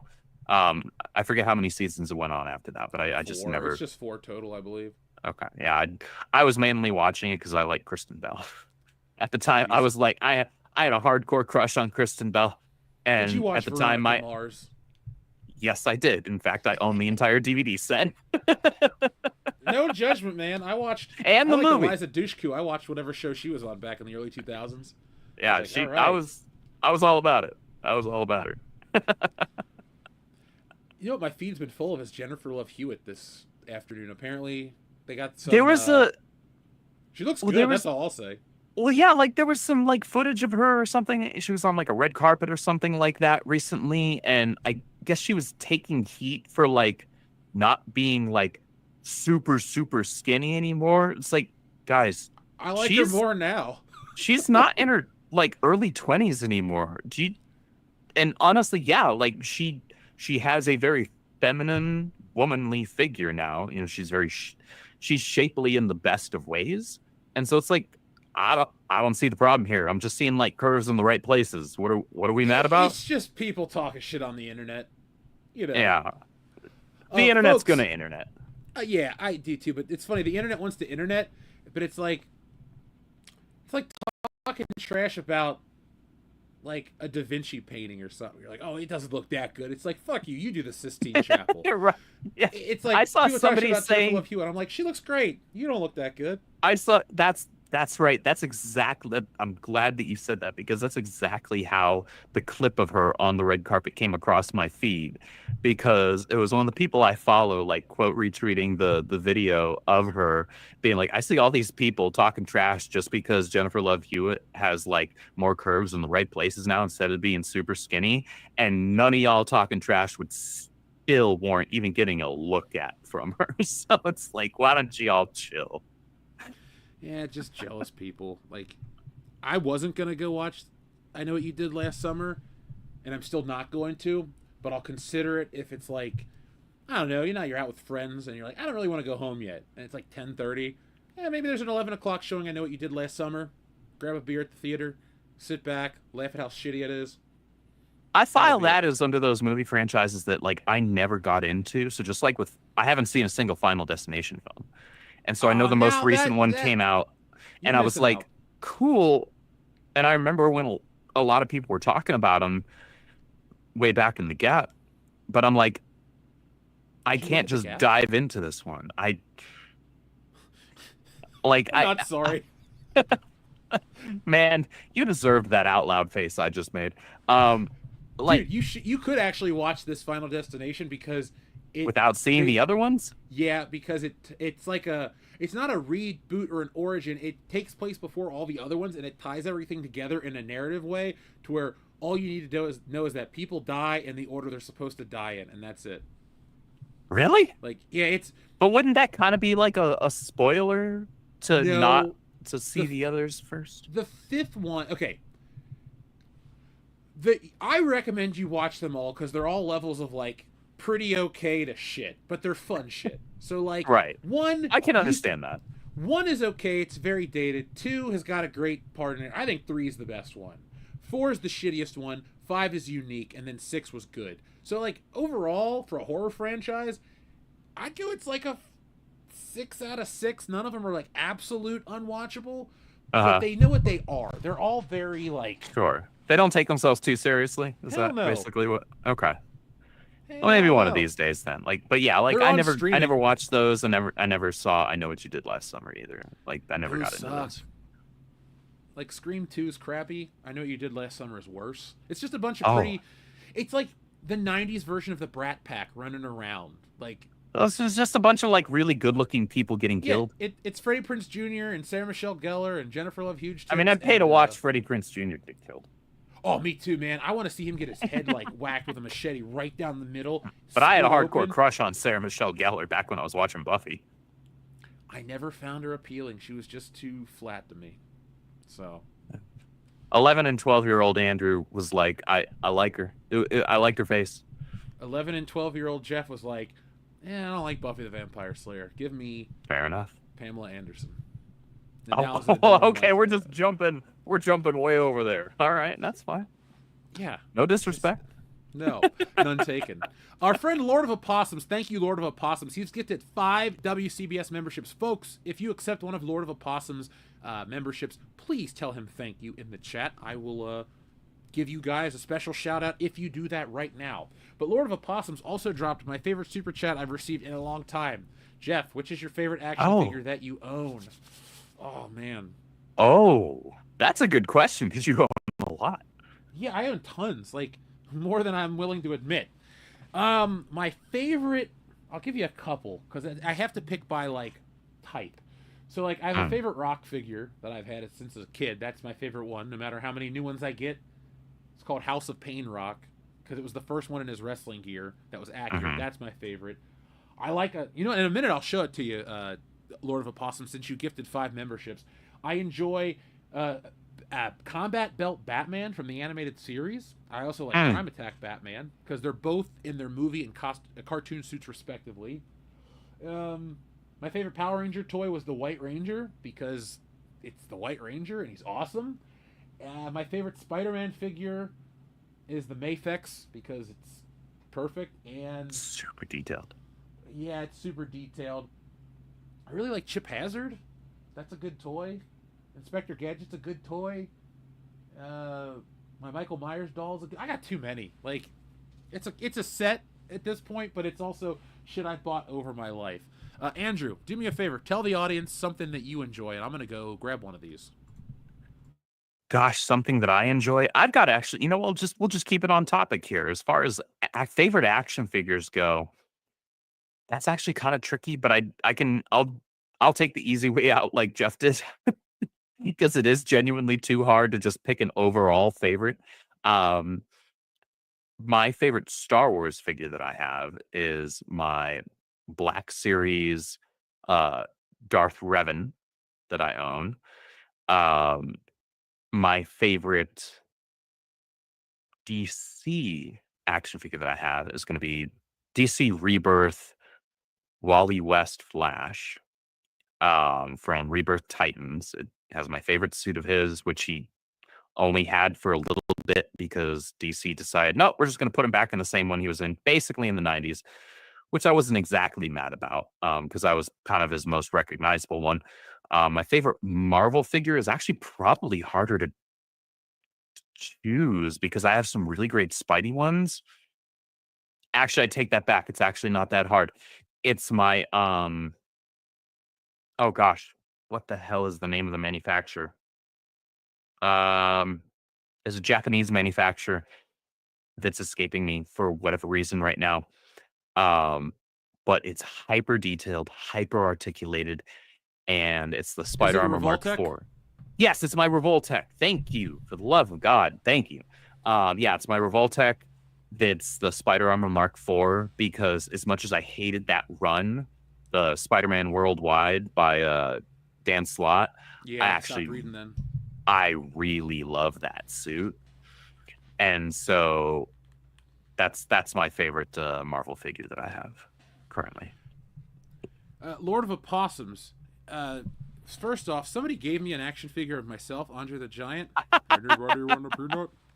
And I saw this in a box as I walked over. But here's Combat Belt Batman. Literally the only Batman animated series figure that is the color of Batman the animated series. So I loved this toy as a kid. I have This isn't my original one, because my original one I played with so much that the Bat logo rubbed off. But I have this one and another one, and I picked them up on the cheap, dude. I found them both for about $2 at a comic show. So Oh, wow. that is like a $90 action figure in the box. Wow. Dude, yeah, Combat Wait, Battle that's the Batman only one that's actually the correct color? That's the only one of the entire line, because they did red, they did gold, they did white, they did when they redid the design of the show and it became whatever, the New Adventures of Batman. Yeah, New they did Adventures of another Batman and figure- Robin, yeah. Yeah, they did another figure that's based on that design with the big black bat, but they never did another animated. Like, you can technically get it on the motorcycle, but it doesn't come off the motorcycle. On the bat cycle, it's just like Yeah. it's a half a body on a motorcycle, but that's the only way that figure exists. I did not know that. That's why it's so valuable, because there was more. They found that there was more money to be made in versions of Batman than doing more different characters or more variety of characters. So like there wasn't Alfred back then. Apparently, McFarlane took that note to heart. Yeah, well, he took it all the way I to the say bank. that as somebody who has a lot of McFarlane figures. I own two now: Superman and Robert Pattinson Batman. Mhm. That's all I can do. Ugh. Sorry on that one. Yeah, I own a Batman from every film, including two George Fair Clooney enough. figures, Fair enough. so- You were just keeping along with it. Yeah, and there's another figure I like, Lord of Opossums, the White Ranger. That's from he's kind of yellowing because he's old as shit. This is like, God, this is a 31-year-old toy at this point, but That's they look crazy. great. Yeah, all the joints are still tight too, and I got his weapon. Really? And- So that's actually more impressive than anything. Really? Yeah, and the shield is. Here's the thing, though, dude. I actually played with these toys constantly. I took them everywhere, but I wasn't like beating my toys into each other, and I wasn't flinging them Yeah. around. Like, I was an only child, and nobody else played with my shit. So, like, when my Yeah. friends came over, they brought their toys, and I had my stuff. So, like, my friend, he brought his Red Ranger over, and so when we played Power Rangers, I was like, I'll be Tommy. He's like, I would have been Rocky at this point, but like, we were playing it that way. Lord Nice. of Opossums, thank you. Folks, if you ever want to send super chats about collectibles, I would rather do streams about collectibles more than any entertainment-related shit, honestly. I One of these love days this we stuff. do still have to do a stream where we just go through a bunch of our figures and shit. Oh, I will. I have two closets. No, one, two, three closets in this small-ass place full of stuff. And it's only like 30% of my collection. Because a lot of it's at my mom's house.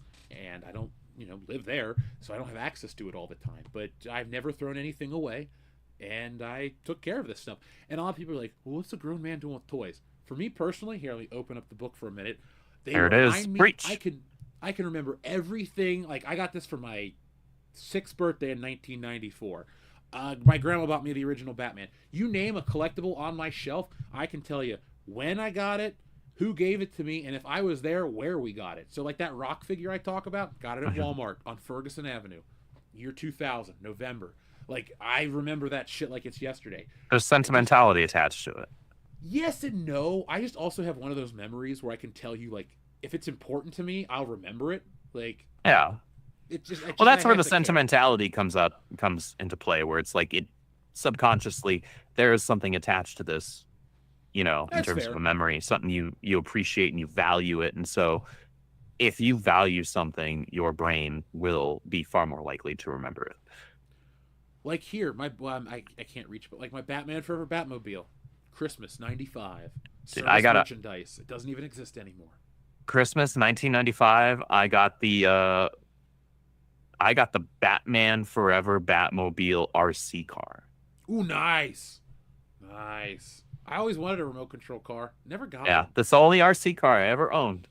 It was that Batmobile from that. And to this day, I have a really hard time picking my favorite Batmobile because it's between that one and the one from the animated series. My friend designed it. Really? Yeah, we had him on the channel. Go back and look up our interview with a Lucasfilm designer, folks. It's here on the channel. He cool. worked like I lived down when I was out in California. I lived on the same street where they made the show, like the American portion of it, because it was done on in Sherman Oaks. And so if you looked out my balcony, you could see this big building called the Galleria, the Sherman Oaks Galleria, and they used to have office space above it, and that's where the animation for that show was done, like in America, Mm. like the studios were. Because then what they would do is they'd work on some of it, and they would then send it out to Korea, Japan, wherever they would do to actually animate it. But like the roughs and the storyboards and the stuff was done there, and I love that That's show. So I awesome. was like, cool, I live by it. Piece of history. Lord of Opossums, thank you very much again. He says, Scream was my first horror movie, and I Know What You Did Last Summer was my second. My first horror movie was Alien. It's a great movie. I was Great movie. 8 when I saw that movie. I saw Halloween very early. I also saw Nightmare on Elm Street, the new Nightmare, Wes Craven's New Nightmare. That was on TV, and I caught that really early. And I also, one of my first, if you count it as a horror movie, is The Thing. I saw that on Sci-Fi when I was really little. So that movie, dude, that movie freaked me out as a kid, even though it was censored for TV. I was like, The whoa. Thing? Yeah. Man, I only just saw that like a year and a half ago for the first time, the It original. was awesome, wasn't it? It was really, really good. I was like, wow. Like, I'm somebody who already appreciates practical effects. I love special effects, in terms of CGI when it's done right as well. But like, I really appreciate, because I grew up watching a lot of movies that Stan Winston and his company had a lot of hands in, right? And so I like when people put in like real work on practical effects. And that movie was gnarly, man. Dude, that was a young guy. He was in his early 20s, named Rob Bottin. He was the shit. Like, I'm pretty sure He killed it. But I think he's retired. Like, he retired decades ago because he was so good and like peaked. Like, I wouldn't even say peaked. He just achieved a lot and retired. I think he's just living his life now. Mhm. But Rob Bottin, you can argue who's the best special effects artist. Is it Rob Bottin? Is it Greg Nicotero? Is it Tom Savini? Is it Stan Winston? Like, you Mhm. really can't go wrong because it all depends on what you're doing. Like, if you want gore effects, you go Tom Savini. He's the king of that shit. And he's a pretty solid actor. But if you want, I guess Greg Nicotero technically could be considered the king of horror special effects because he did The Walking Dead. He worked on Evil Dead movies, or at least Evil Dead 2. Mm. And Okay. this stuff's great work. You really can't take away from these guys because they're all world class. But I find it as interesting as like comic book artists, where it's like, oh man, John Buscema's awesome, but so is John Romita, and so is John Byrne, Yeah. and so is John Thomas, the listener. Shout out to John Thomas. I couldn't think of another John. I was gonna go Another say Jim John. Lee, but that's not a John. No. Lord of Opossums, though, I remember seeing Scream pretty early on videotape, and then I didn't watch I Know What You Did Last Summer until years ago, and I don't know, man. If I'm going to watch a 90s schlocky horror movie with pretty people, give me The Faculty. Jordana Brewster, and then Famke Janssen. Oh, and Selma Hayek. You can't go wrong with those ladies. You haven't seen Wow, that, have you? that's a line. I haven't seen it, no, but that's a lineup, especially the first two. Like Selma Hayek, I have an appreciation for, but Jordana Brewster, I was all about.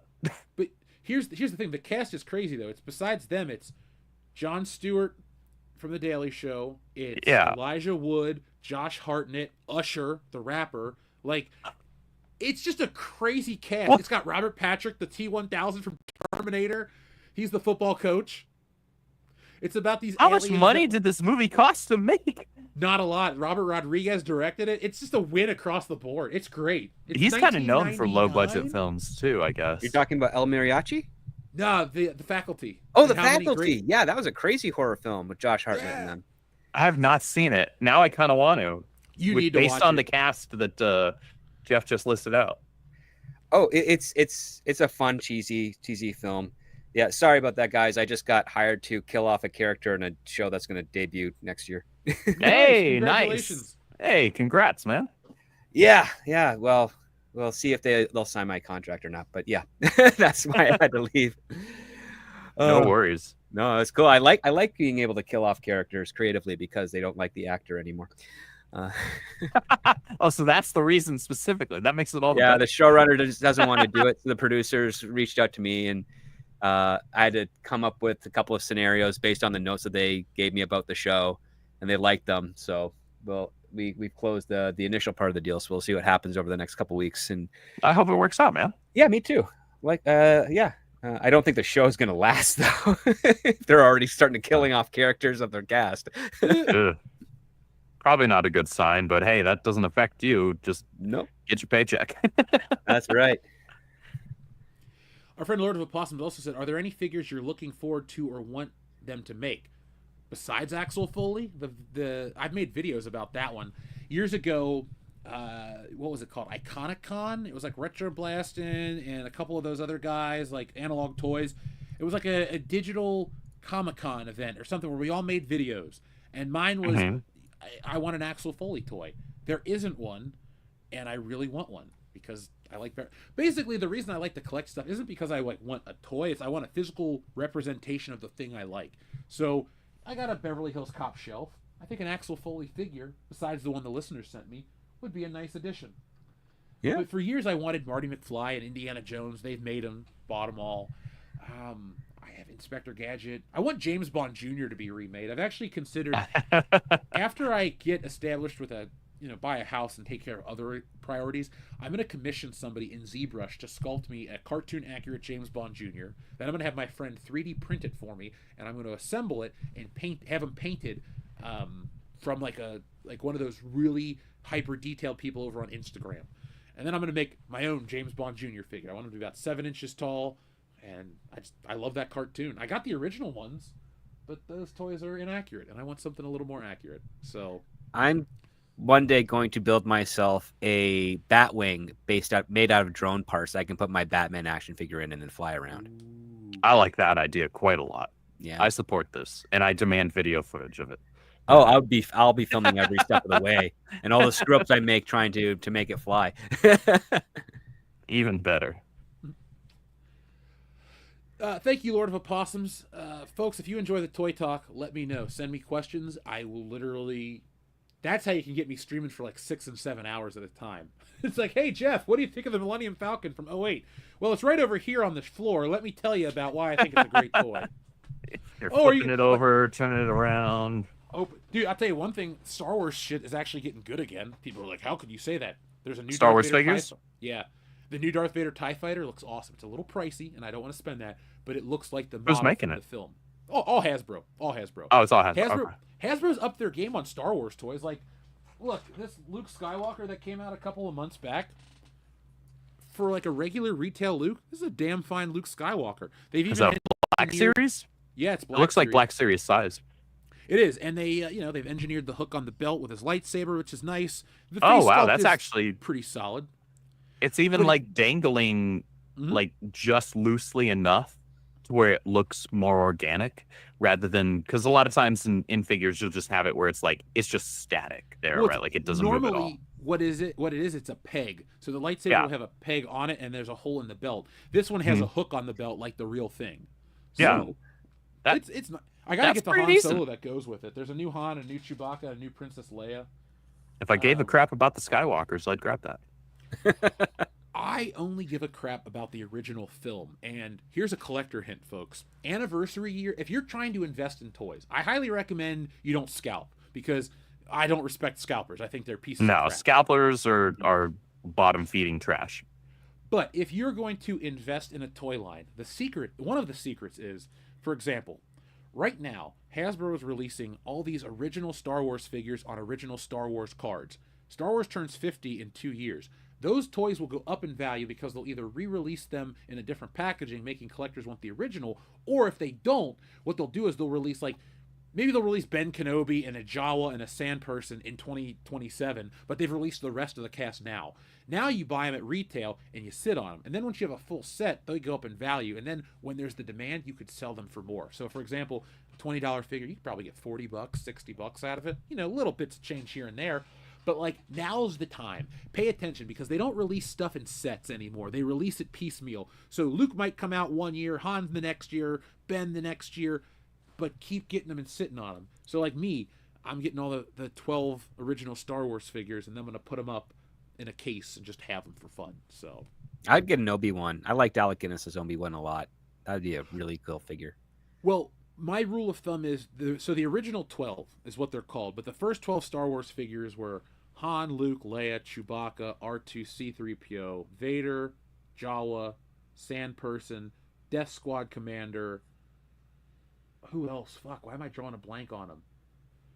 Stormtrooper. Did I say Stormtrooper? Yes, I think so. Okay, but there's 12 of them. My point is, like, I will always get those 12 figures in every size, every collection, because it's like, I don't know, it's a fun way to collect. It's like, here are the first 12, and here's what That's they look fair. like in 1995 and 2025. So I like to, evolve with them. That's fine. There are still 2 Obi-Wan variants that I need to get. So I have an episode 1 Black Series Obi-Wan. I have an episode 2 Black Series Obi-Wan. I need to get an episode 3, and I need to get a New Hope Alec Guinness version. You need to be on the lookout, because for Comic-Con, they're doing a 2-pack of Obi-Wan and Anakin from episode 3 fighting on that lava droid, and it looks awesome. So It's a Black Series specifically? Black Series 2-pack. Because those are basically, unless I'm spending $250 on a Darth Revan Hot Toys, those are the only Star Wars figures that I buy, is specifically the Black Series, because I don't like the smaller retro ones. You mean The like Black this Series Darth Vader are I as got small from as I'll Ollie's? go. Yeah.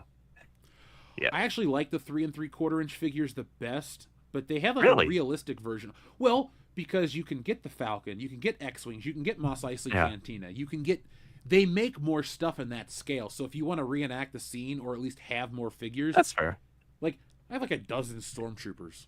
I have 1 Black Series Stormtrooper, because also, too, like, $24 is fine, but I'm not going to spend $24 multiple times to get... You know what I'm saying? Like, I got an army That's build fair, of Stormtroopers. After a See, I'm while, super it's a picky little with pricey. my Star Wars figure purchases to begin with. It's either anything that's Old Republic, I get. Anything that's the Jedi Fallen Order games, I get.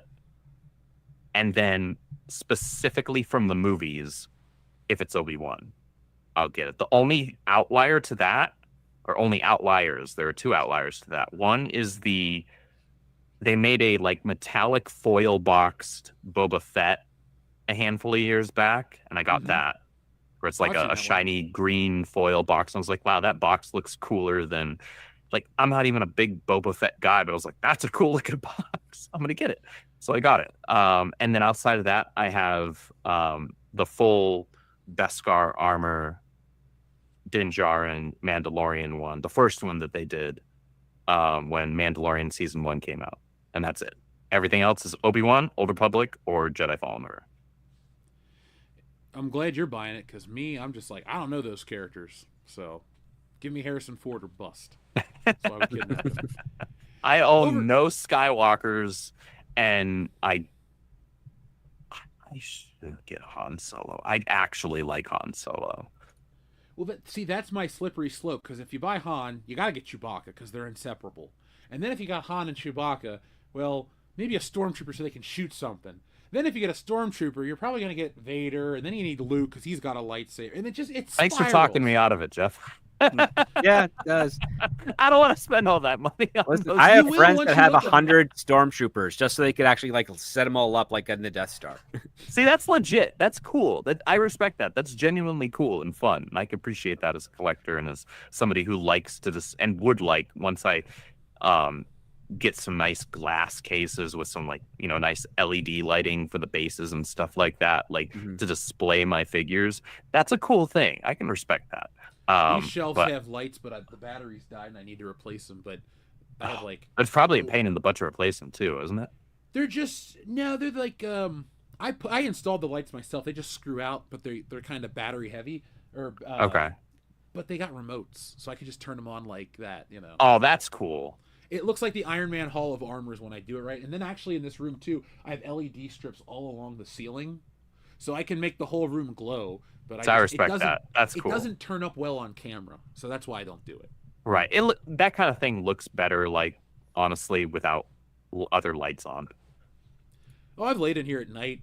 The weird thing is though, these lights, when you turn off the light in here, they still stay on. Like, even if the lights aren't illuminated, they softly glow. So if you're like walking in pitch black, you can look up and see them. I don't know what it is about LED lights. You've got a broken driver in your LED system. Oh. Because what it's holding on to residual current. I haven't turned these on in months, but you can still see them. Yeah, so LEDs take so little power that a little bit of current will actually go a long way. And so what happens? So in LED strips, you have like a little black box that's called your driver, which allows you to connect it to the power itself, because it's not a LED is not necessarily the same as direct current or alternating current because it's so little current. So yeah, what you end up having is a driver that has in its capacitor has collected a little bit too much more power, and it's slowly trying to feed it out. But the LEDs need so little to operate that they kind of stay as low dim for a long, long time until all that energy is eventually wasted. I did not know that. I just thought I was going crazy. No, you're not going crazy. I mean, I know that because when LEDs started to dominate in film production, we had to experiment with a whole bunch of stuff on the crew side of things. So I was like getting knee deep into that because it was so cool and fascinating, because you could get a massive light kit and you could actually light the interior of a car in such a way that you would not see where the lights are. So you could actually properly light your actors when you're doing like a night scene or day for night or what have you. And one of the things is like we would finish the scene and we're packing up and we turn everything off. And as we're leaving, the car is still illuminated. And we're like, we turned it off, right? And like, yeah, we completely unplugged it. It's not connected to anything, but the light's still there because we figured out, oh yeah, the driver can retain power in this capacitor. And because the LEDs take so little current, they'll be illuminated at a very low rate for quite a while.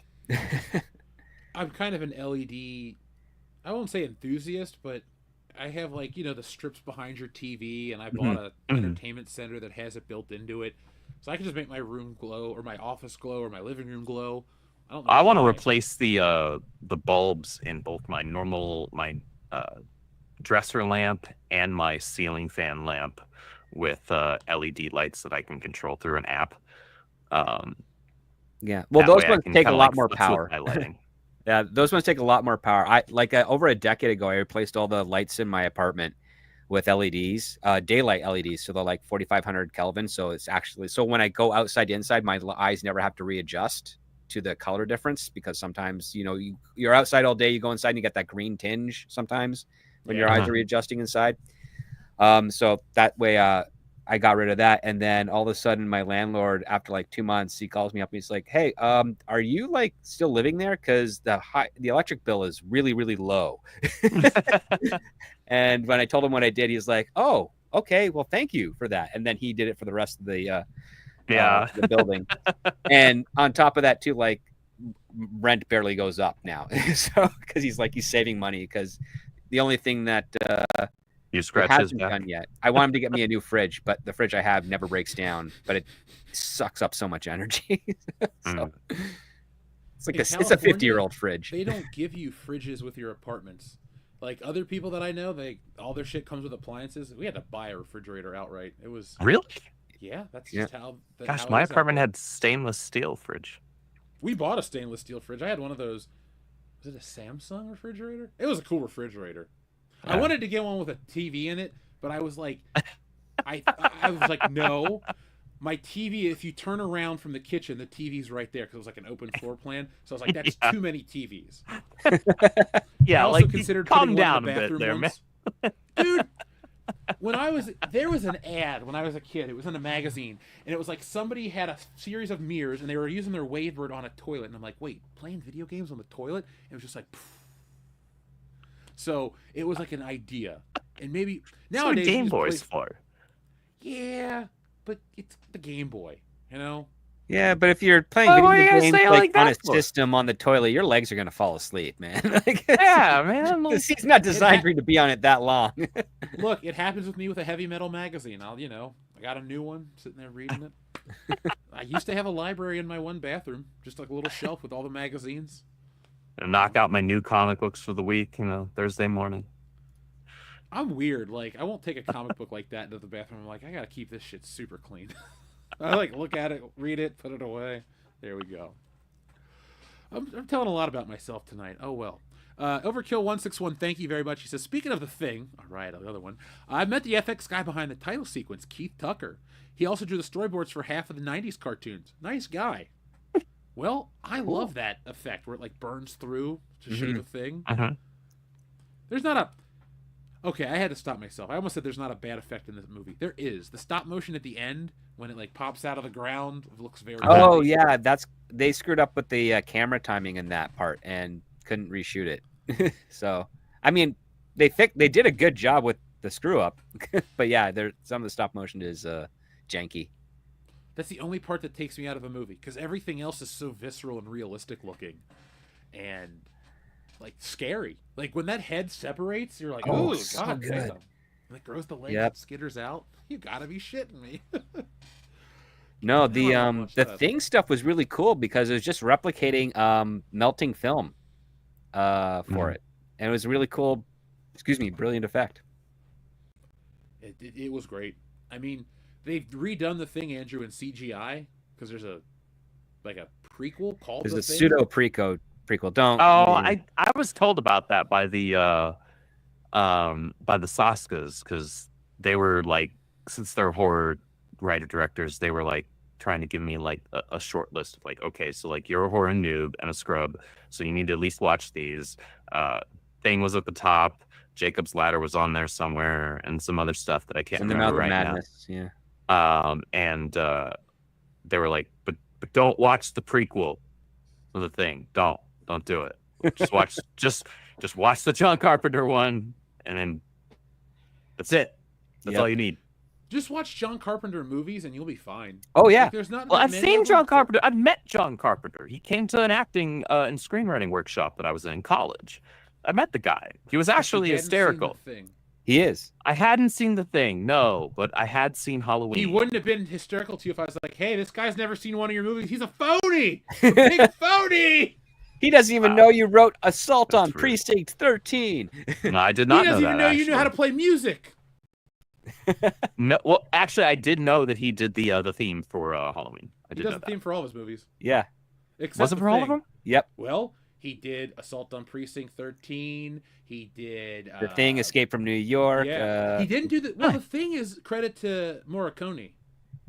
That's the one he didn't he do. does it. Yeah, she's credited to it, but he did do it because he's the one that came up with the dun dun dun dun dun. dun. Okay. Yeah, man, he's done them all. I mean, he created the Halloween theme, so that's Yeah. the most iconic piece of horror music ever. Like, It is. It really is. Yeah, and even I knew that as a horror scrub. You could argue Jaws is a horror theme, but Jaws isn't really like a. It's a monster It's movie. a suspenseful theme. That's the thing. It's It's a better piece of music than the Halloween music, but like it's not fair. Escape from Mars. Escape from Mars. Oh no, Escape from Mars. Ghost of Mars. The music is better than the movie. Yeah, Ice Cube is not a. Ice Cube's not Snake Plissken. That's the problem, right? No, he's much better in other movies. That's just not his award-winning performance. It's not 21 Wasn't Jump Ice Street. Cube in Deep Blue Sea? Yes. That was him, No, right? That's LL Cool J. Oh no, wait. Yeah, you're right. that- You're was talking that about the LL Cool chef, J? right? Yeah. LL Cool J was the chef. Andrew, not all black rappers look the same. They try to, but they don't. My bad. My bad. I LL Cool J confused was the also in two. Halloween H2O, and he survived. I actually love Deep Blue Sea. And I was very glad. Like, out of all the characters that I wanted to live, the chef was one of them. LL Cool J, I think he survives everything he's in. He survived a shark. He survived Michael Myers. He survived NCIS. Oh yeah, you do. There it is. There it is. LL must live. He's I wanna also, make a I don't know if movie you've cast for the seen job. him recently. He's also, like, shredded. Oh, he's always been. That's been his gimmick. Like as a But rapper, he's when like- he was young. But, like, right now, year of our Lord, 2025, he's, like, more shredded than he was back then. Like, Oh yeah. a decade and a half ago. It's kind of ridiculous. I saw a music video recently where he was doing a collab with Eminem. I was like, how old is this dude right now? Like, he's shredded to hell. Good for him. I need to hear that song because I like both of those rappers. I don't listen to a I'll, lot of I'll rap send it music, to you. but- It's kind of like, I'm super picky with rap, like super picky.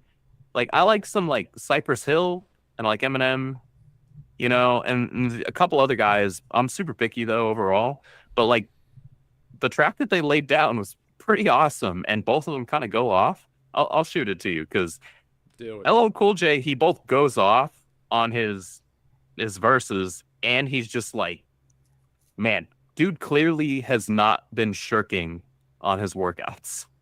Clearly. It's just Good for buffalo him. meat and egg whites, as they say in the chat. I love just that late 90s horror, over the top. Everything's kind of shitty, but they think it's serious and like they're trying to be better than the stuff from the 80s. And on first glance, you're like, oh yeah, it's gonna top it because it looks better. And then you go back and you're like, it's not better than what came out in the 80s. Yeah. I think the audience will agree with that, folks. Well, no, that's a bad example. Like, you could argue Terminator's better than Terminator 2, but I wouldn't. T2 is the better film. But the 84 version... T2 is better, honestly. The original Terminator is great. But T2 Judgment Day, I don't know, man. It has That better movie- special effects, but I still like the first one because it sets everything up. Fair enough. And it ripped off Harlan Ellison. Yes, it did. I just love how they have to credit him on all the home video releases. Oh my gosh, slasher movie like Valentine with David Boreanaz? I don't even remember David Boreanaz in anything but Angel. He was in Bones.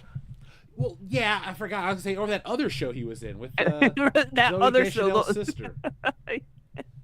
I Was that the one Bones? where the girl's like mildly, like the other agent was like mildly autistic or something, right?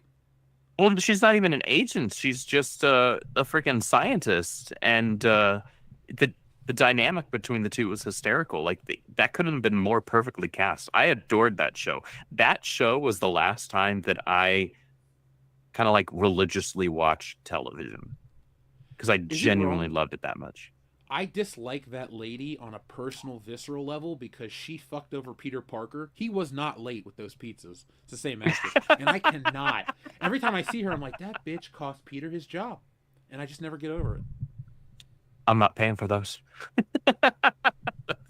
You know, I can't even be mad about that. I can't even be mad. Be like, all right, you're not paying for him. And then I would have just flipped him upside down. I'm like, I'm losing this job anyway. Well, yeah, I'm not paying for him. So you know what I would have done? I just would have walked off with him. This is my food for a week while I find a new job. Yeah. Mr. Aziz is going to fire me anyway. Andrew's from Shrebbles08. Thank you for the super chat. Andrew's favorite Eminem song was Oh, god damn, that's mean. I understand that reference. Andrew's favorite Eminem song was Kim. No, it is not Shrebbles. And kiss my entire white ass. Folks, let me go back and give us some of these buttons. I believe I owe Shrebbles08 another wrong. So you're going to get 2 wrongs and a Captain Marvel. But it might kick us out. There we are. We're back. So, here is your wrong button. Wrong! And another Wrong! And this one. Right!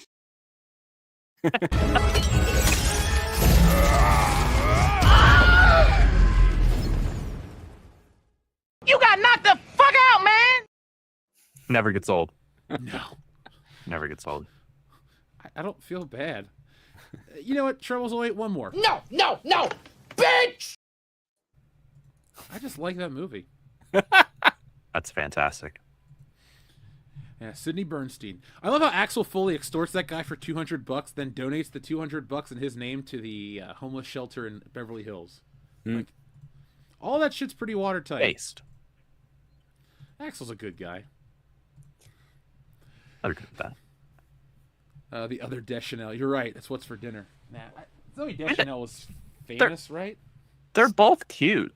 And both good actresses. I always confuse which one is which in terms of like which one was on Bones and Emily. which one was it was Emily and it was Zoe that was on that what was that other show? And Spider-Man. That's the difference. It's one has bangs and one's in Spider-Man. And if you don't know the difference, you're fucking blind, man. That's all I can say. My bad. Hey, she screwed over Peter Parker. I'll never. You know, I just watched Spider-Man 2 more times than most movies. I used to watch that shit religiously. She only screwed over Tobey Spider-Man. It's fine. Yeah, but Tobey Maguire got a trilogy. He did. Well, I mean, I guess technically so did Tom Holland, but you know he couldn't hold up a movie on his own. Andrew Garfield.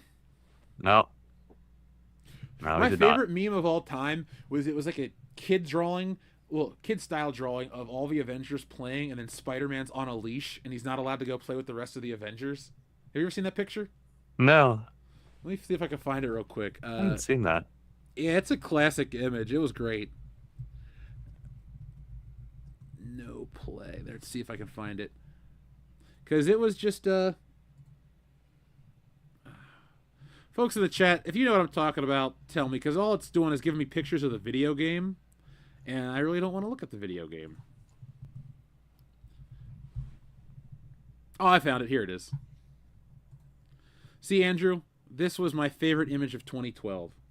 Yeah, folks, I gauge my years in pictures I find. You Not texting really. it to me, or are you dropping the link in the private chat? I'm gonna show it on the show right now. Oh, okay. Cool. Yeah. I mean, I can't sit and tell it's an interactive experience, Andrew. I can't sit and talk about something and then the audience is like, I want Fair to enough. see it. Fair. There you go. That image. Oh, still waiting for it. Oh, Oh, nice. I've never seen that. Oh, yeah, that was huge, like, back in the day. Yeah, I've literally never seen this image. I'm Always trying to one of like my pick out all the favorites. fun little inside bits that might be here. So you got Tony up here sipping on a straw cup here like he was at the near the end of Iron Man 2. Loki pulling on Thor's cape. That's kind of fun. Cap giving Hulk a noogie. Right. That's pretty good. Nick Fury just looks like he's about to have a freaking conniption fit. And I get it, mood. And at that time, based on this makeup here, and this is probably an Avengers 1 reenactment here, based on the characters involved, Spidey's getting pulled away because he's not a part of the MCU yet. That's kind of There's funny. pictures from when the first Avengers came out. Okay. Yeah, This was like I've that literally summer. never seen this before. Yeah, it's a good one. That's fun. Good likeness That's of the fun. actual set they were on. Yeah. Yeah, right? Because all that green. That's literally what I've been drawing for the last week. Is just a green screen movie set. It's nice because I'm not coloring it, so I just draw lines and say, this is green screen. And I tell somebody to color it that way. But that's... it's like that's where the joke from Stealing Solo is like, hey, it's just like in the Avengers. Because that movie was just a bunch of green screen and tennis balls. And a couple outdoor sets. That's good. Let's see. We'll, So, I wanted to bring this up, but I don't know if the tone is right. Lex Luthor, a.k.a. Kevin Spacey, he's in the news? Because I guess we'll save that for Thursday night. Because that's more of a WCBS topic about lists and such. That's very kendo-y. And I can already see where that's going. Script, as somebody who has worked in stuff, are you surprised Kevin Spacey's back? No. One of the weird things, regardless of the circumstances, Hollywood does like a comeback story. Whether they're coming back to restore their career or whether another scandal has occurred and they're coming back to talk about it. They love that story. So I'm not surprised. I do know that some of the allegations against him are heavily scrutinized, and all allegations should be. So we'll see what happens. But yeah, he's making his way back here. A little birdie told me that Bryan Singer actually has a film that he's finished that he can't release, and it has nothing to do with his personal life or anything. It's just the subject of the film is now touchy because of certain political discourse between nations out in that particular region. So, which is unfortunate because a couple of my friends who saw the screener of it after it was completed said it was a beautiful film.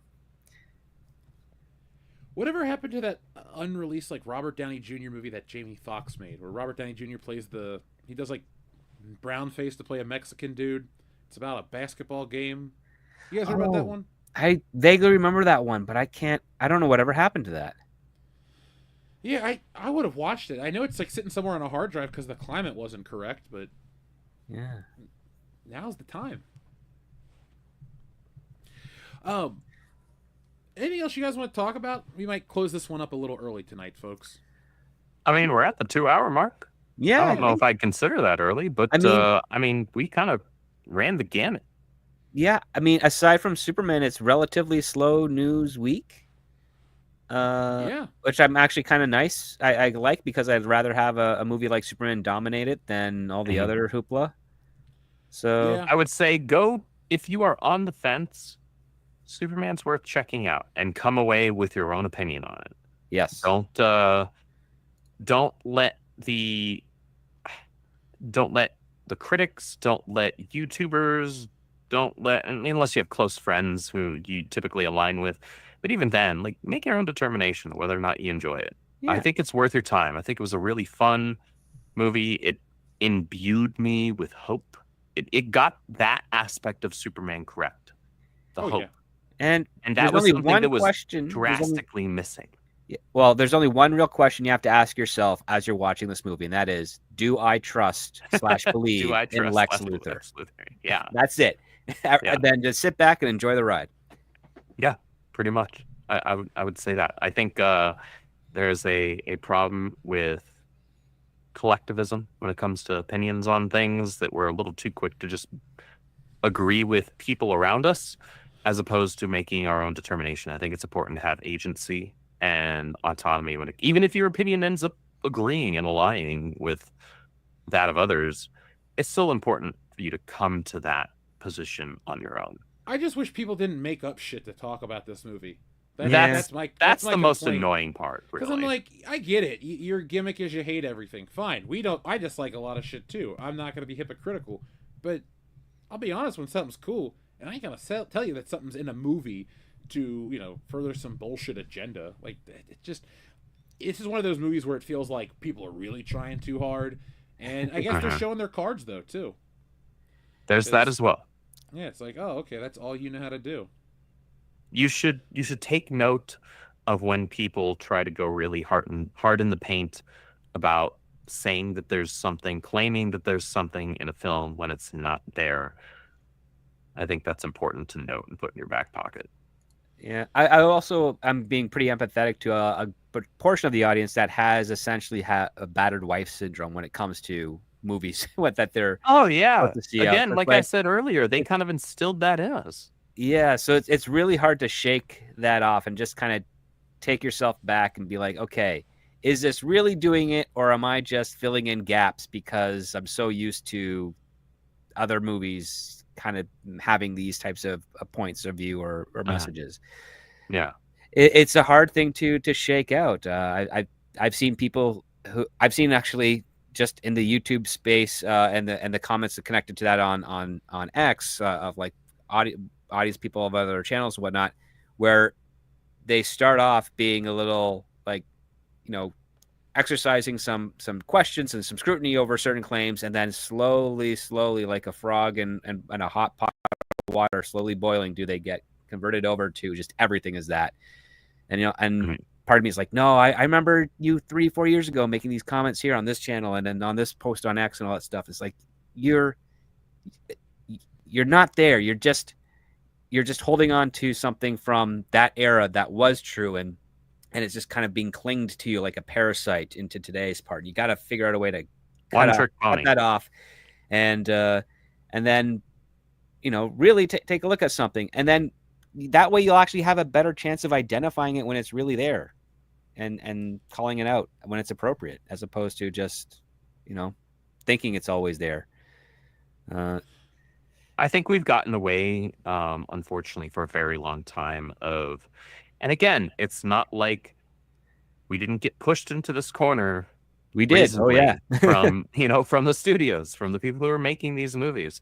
But we've gotten away for a long time now, being able to approach a piece of media as a piece of media on its own and looking at it objectively. Unfortunately, we have these glasses on with a lens of everything is this, right? Or if it's made by this studio, if it's made by this person, right? Immediately we have that veil over our eyes, and unfortunately, that's working to our detriment right now, because there are a lot of movies that are coming out that just aren't that anymore, or if they are, it's to an infinitesimal degree comparative to what it was. To where it showcases script. You've mentioned this before. It's on its way out in the vast majority of spaces. We're only really seeing it out of Disney here and there now. Yep. And I think I want to be careful with my wording here, because these studios are not owed our dollar. and they're not owed our time by any means. In fact, they earned the one thing they did earn was us walking away and not supporting them.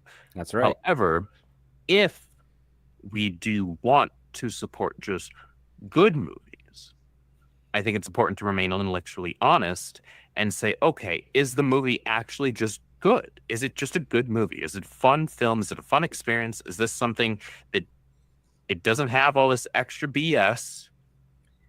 Okay. It's not world class. Then, like, at that point, okay, so are you going to support something? Because we've been making these claims for so many years now. I just want good entertainment. I just want fun entertainment that doesn't have any of this extra garbage in it. Okay, so now rubber meets the road. Put your money where your mouth is. Are you going to actually support that thing when they do it? The answer is no. Because A lot Superman of people proves that point. It's just, it's like a lost cause, really. It's like yelling down a hallway. You'll hear your voice every once in a while, but people want to buy into it and they want to believe it's that, and it is what it is. I just can't make up bullshit and tell people, oh, it's full of this and Lois Lane's a girl boss. It's like, no, she's not. She's really not. Flying Mr. Terrific's ship. It's hilarious. Yeah. They literally have a visual gag of bad woman driver in the film. And it's consistent. Although she does learn how to park quite well. Maybe it's got an auto park feature. Maybe it's got an auto park. No, I mean, one of the, every once in a while I'll get requests like, hey, can you do a review of this or that show? It's like, I would, but the thing is the flaws that are in that, I've already pointed out in other things for you to correct, identify, and learn from. I'm not going to repeat that because, I mean, while YouTube does reward identical videos uploaded all the time, or like not 100% identical because they'll flag you for repeated use of content, but if you're talking about the same thing all the time with newer visuals or what have you, they do reward that. But as a screenwriter, I've been trained to not tell the same story over and over again, but to always try and experiment, do something new. Yeah. And then, so that's why I can't really do those types of videos. Like once I exhaust all the obvious stuff out there, trying to do a video form that fits within YouTube's basics of like a 10-minute or so, I'm not going to be, it's going to take too long to get to the point when the point is really quick. I could do shorts, but I hate doing shorts. So I just don't do that stuff. That's why I stick to like the Saturday show I do, where you can talk about a brand new script and go into all the details of it, because there's different aspects to it and there's different types of ways they make these mistakes, and there's different ways you can solve them because we're seeing it all in its entirety. It's not like an episodic piece, and it's not like a final product at the end where they've got their heads were lost in the weeds during production and post. This is like, being able to target stuff at the source, and they're all different voices. It's not from the same people from at Disney or back at the CW or from CBS or NBC or what have you, that are just kind of repeating the same mistakes over and over again. It's new mistakes that cover similar ground, and that's what I like talking about there. And the other part too is every sort of social media space is a parallel of Hollywood, whether you want to believe it or not. There's status from the popularity people. So like there's like PewDiePie was the biggest thing. Now it's Mr. Beast. He's got all his followers. He's got his own club within YouTube space that draws a lot of audience to him, that gives him a lot of power and agency to do and say things. That's just the nature of these types of platforms here. And they're very seductive in making you feel like you're closer to them than you are. And they're also very easily manipulated by other people that foot their bills to say whatever keeps that money flowing. Mm-hmm. And hell yeah. The thing is that a follower can make a lot of money, but a trailblazer will last forever. So, Well said. I like that. Yeah, it's an old Hollywood axiom that so many producers are terrified of following. I was going to say, nobody really seems to follow that anymore in Hollywood. At least nobody that we hear about. I mean, I would say this: James Gunn with Superman, he's lit a trail on fire, and for some people, it's hasn't caught up to the airplane and it caused it to explode like in Die Hard 2, but it's still a runway that you can actually follow. So we'll see what happens as it goes, and we'll see if we'll be able to get a nice set of new generations of main characters that are role models again, because that's something I've been fighting for for almost 20 years now. I'd like to get an idealized DCU. People who are worth looking up to. Mm-hmm. No, I think we're off to a good start. That is a Superman that I could say that is a character worth looking up to. Yeah, I agree. Not to some perfect, degree. but I just don't you know, like working there. I don't like looking up the superheroes. Like, see, the DC ones aren't relatable at all because they're so fake. Like, Batman is so fake, and you're thinking like, aren't they all fake? Yeah, but if you read a Spider-Man book, you can relate to the shit he's going through. Batman's like, oh, today I have to date Silver St. Cloud, and then I'm going to survive a nuclear attack on the Joker. Like, it's just like, and I get it, but like, Batman also too. I look at it and I go, his people get over shit. Like, if I was Batman, I know being through traumatic stuff is rough, but some people get over stuff. I feel like a realistic version of Batman would be like, after maybe a couple years, he's like, I've done enough good. I'm okay. I've done my part. I'm done being Batman. And it's just like, that would be it. I don't think it'd be this like never-ending struggle for darkness and I'm gonna snap everybody's neck. Like, it's like a lot of these characters have lost. That's why. Well, you're not Zack Snyder. Well, that's why I would say. That's why I make fun of the Zack Snyder shit and the whole darkness, no parents. Like, it's so cringy and lame that it's people are like they want this hardcore version of everything. When you got to realize something, when everything's hardcore, nothing's hardcore. It becomes the norm, and it's so tiresome to like. If every game had the violence of Mortal Kombat, it would take the fun out of the fatalities and the babalities and all that shit. And if every game was as edgy as Grand Theft Auto, it would be so stupid. Because Grand Theft Auto is smart. Like, the writing, the jokes, the parodies, the references, it's way smarter than people give it credit for. That's why all these GTA clones flop, because they think, we got an open world. We say fuck. There's tits in this game. That's not what GTA is about. It's a well-made. I see you calling out Saints Row. The remake, and what was that one that came out last month? It was like broken. It didn't even work. It was like it was like a rushed game. I don't know.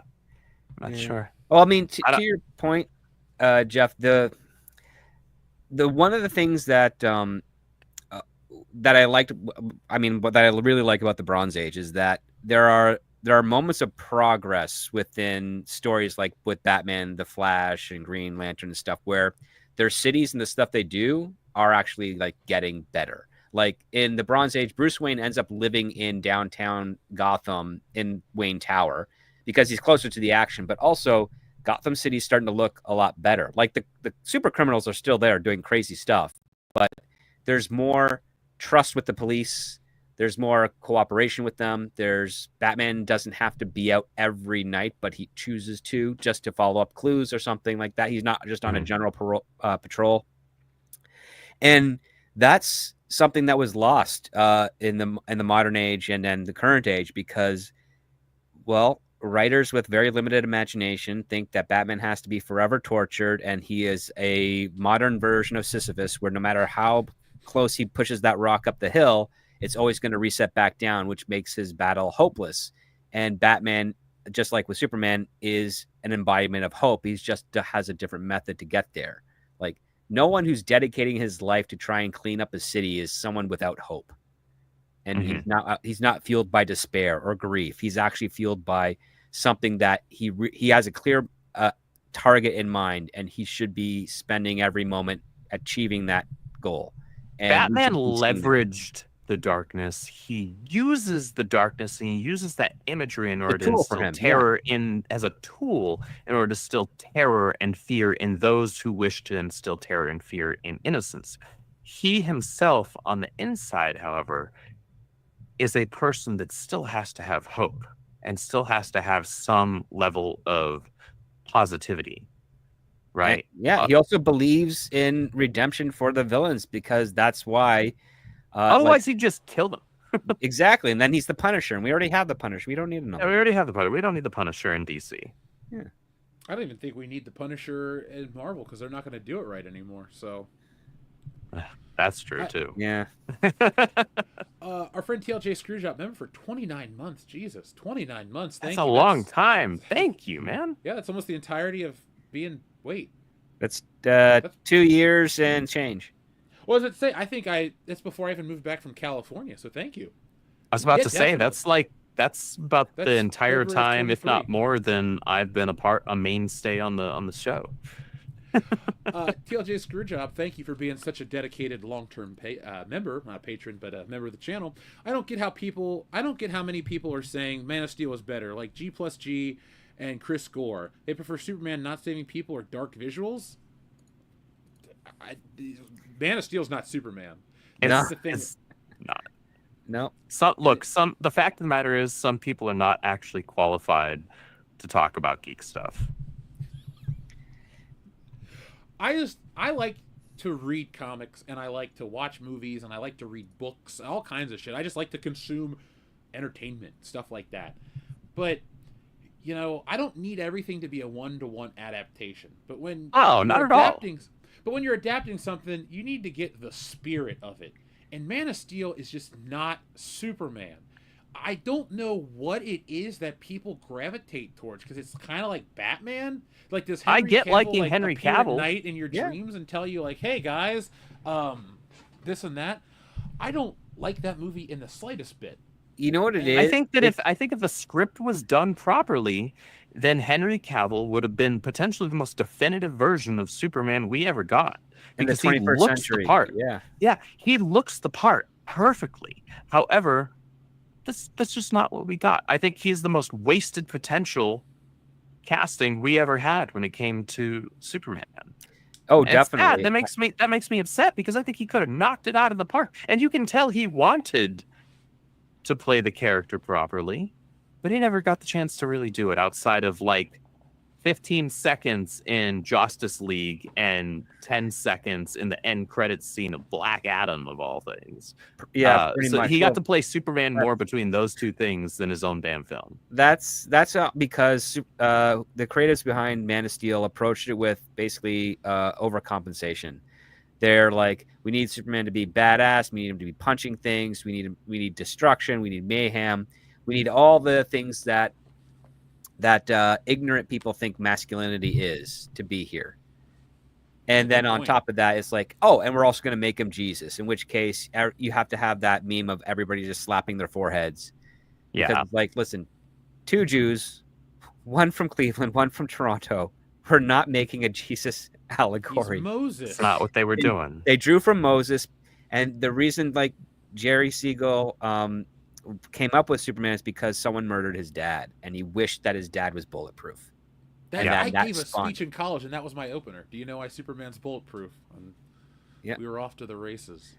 And that's how it came to be, and it just kind of evolved because it was a kid who said there's something. It was unjust for him to lose his dad so young, and he and Joe saw other examples of injustice in their lives, and they created a character that was a wish fulfillment of, wouldn't it be great if someone that couldn't be physically harmed could go and right the wrongs of these evil people, or expose them to the world so that they would face real justice.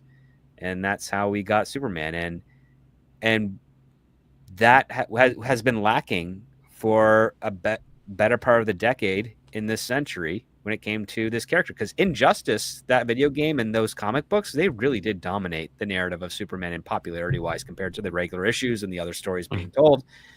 Man of Steel and everything Snyderverse and Warner Brothers constant changing of their heads and all the directions that they're wanting to do, not being able to figure out a tone or a consistent vision. All of that was just chaos. And now we got someone who started out as a fan, fell in love with the art form so much that he wanted to be a contributor to it, studied the craft, got started in the most obscure of areas to get started in film, which is Trauma in New Jersey, and managed to find his way to be co-head of a studio and write a Superman movie, which has its flaws, but regardless, captures the spirit of the character, is really an unexpected type of film to get in this era, and it seems to be a critics and audience pleaser. It's resonating with audiences right now. Great. So let's see what happens next, and I'm looking forward to that. I would like to say I would like the next Superman film to not be written by James Gunn. Even though I think he did a good job, I think that you could have removed the Justice Gang and put more focus in other areas, and the film be just as good, if not better. And I think James Gunn struggles in the comic book realm of doing non-ensemble cast films. Well, I mean, every movie has an ensemble cast in some regard, but to your point there, part of the ensemble are also definitive characters that have had their own solo stories, own solo titles, own solo fan base that's not predicated on Superman. So you have that bleeding of worlds within the larger world there. So I definitely understand the attention to that, but it was quite obvious for me that at least 25 minutes of this movie was left on the cutting room floor, and we're never going to see what an extended or director's cut looked like. James Gunn never makes those, so I doubt we'll ever get one, but we will get those deleted scenes, hopefully on some physical media in the future, and some fan out there might reassemble it into a fan cut, which would be pretty interesting. But yeah, he's going to be a guiding force for this franchise, at least for the next few years, because his contract renews. He has a 5-year contract, and then if that 5 year goes well, he gets renewed for another 5 years, him and Safran. So we'll see what happens and how it goes. And I hope they do good stuff. Yeah, I mean, I'm very curious about Supergirl. I'm more concerned about Supergirl than anything. I know you're concerned. The only reason I'm curious is because I know people that have behaved the way Supergirl does in that movie after suffering some tragedy, and what I've heard is that it's about coming to terms with that. See, yes, I see where you're coming from on that. I did take issue with the kind of trashed party girl thing that she was in the post-credit scene. However, I'm more concerned just with the fact that they're leveraging, we don't know to what degree or percentage yet, to be fair, we're leveraging Tom King's Woman of Tomorrow for her solo film. And him having any involvement concerns me. Now, maybe those concerns get I can help you elated. with that, because that'd be great. He's only getting partial story by credit because they're only using one aspect of Supergirl Woman of Tomorrow in this Please movie. Alleviate my concerns right now, because Kara Zor-El is my second favorite DC character. I have a very strong feeling, based on the little bits I've been able to get out of my colleagues, that all of the fun stories that you've loved of Supergirl, where she's not grieving about the loss of Krypton, her parents, and the fact that she and her cousin are the last two of their species to exist, I think you're gonna like that. I think I would love it if you actually fell in love with that movie and what happened at the end, because that would be fantastic. But I can't promise you that, because I don't know the detail. I don't know all the specifics yet. All I know, I want to love that movie more than I wanted to love the Superman movie. All I know is that the goal of this movie is that Kara Zor-El is going to have an arc. She is not going to be. She is going to become the Supergirl you're familiar with, as opposed to be one at the get-go. And there's something I'm okay with that there. I need her to end there still. What if I don't like Supergirl at all? Will I like this movie? Well, you got Jason Momoa as Lobo in it. Perfect casting. Most perfect casting ever. like again, this is not, one thing I know is that it's not a teen angst movie, but it is a movie about dealing with loss and grief and how to do it appropriately versus how to do it poorly. I'm pretty sure that they're going to do the 5 stages of grief as a through line for this film. I'm pretty sure that's what they're going to do. I want them to do it well. I need to have Supergirl properly on the big screen. But do you think she's relevant enough to where audiences are going to be excited for it and go support it? Or it's going to be like Superman hit it out of the park, and then Supergirl was there, and then they're going to rush Batman because they need to get something, because not every superhero is created equal. Like, we know that. Yeah, I think their goal is that they're going to they're working very hard to make this Supergirl debut story be something that elevates her to a proper A-list character, as opposed to where she's been in the cultural zeitgeist of things.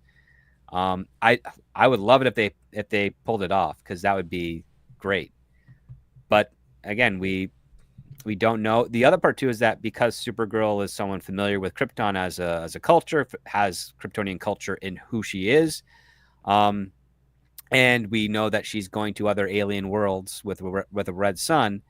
That gives us a little bit extra of a cosmic approach to this universe, which James Gunn, before he was fired by Alan Horn, he was going to be leading up the cosmic side of Marvel for that era of stories. And even though James Gunn is not writing Supergirl, I think he's going to try and exercise some of the stuff he wanted to do with Marvel, at least not verbatim, mind you, but with Marvel with Supergirl, because she is a good character to do that. So I'm looking forward to it. One thing I really hope is that they don't go into the New Gods yet. I would love it if they held that off as long as possible. Don't rush into that. Yeah, don't rush into that. You got to give look, like the MCU, the first few phases of that worked so well because they built up to the more obscure stuff, because they got investment from the audience for them to be willing to give a crap about this stuff that they had never heard of before. You know, the normie audience had at least heard of Thor and Iron Man and Captain America, but they didn't know who the hell Guardians of the Galaxy were. But they went and saw the movie, because they had built up that, you know, that rapport. Work towards that. Fine with that. I want that movie to be good so badly. I want the Supergirl movie to be good so badly. I don't need another crappy Supergirl. Right. Well, one thing I'll remind audiences out there is, remember, in movies, it is, you want to introduce your character in one state and then have them achieve or overcome a goal by the end of the film so that they are embodied into who they're supposed to be. So don't let some of the others out there try and say, oh, Supergirl's this through the entire movie. Pay attention to see how she changes and how she comes into her own, because that's the story that we're looking for with all of our heroes. When you take even a look at Superman, you might want to argue that he starts and ends in the same place, but he doesn't. You just got to look a little deeper because it's all right out there for you. But yeah, with Supergirl, I think she's going to have a far more dramatic arc, and I'm hoping that's going to be the case, because that could be a very inspirational story as well. So let's cross our fingers and hope they nail it. So, folks, thank you for watching. We'll be back on Thursday with more. Is there anything else you guys want to say? I think we covered everything, correct? I think so. We got it. All right. So, folks, thank you for watching. Go to stealingsolo.com to get yourself a copy before the sequel comes out, because there's a handful of boxes, but you're not going to want to miss out, because when it's gone, that's it. So, until next time, folks, be smart, be safe, be cool, but always be excellent to each other. Ooh, what's a good outro? How about this one?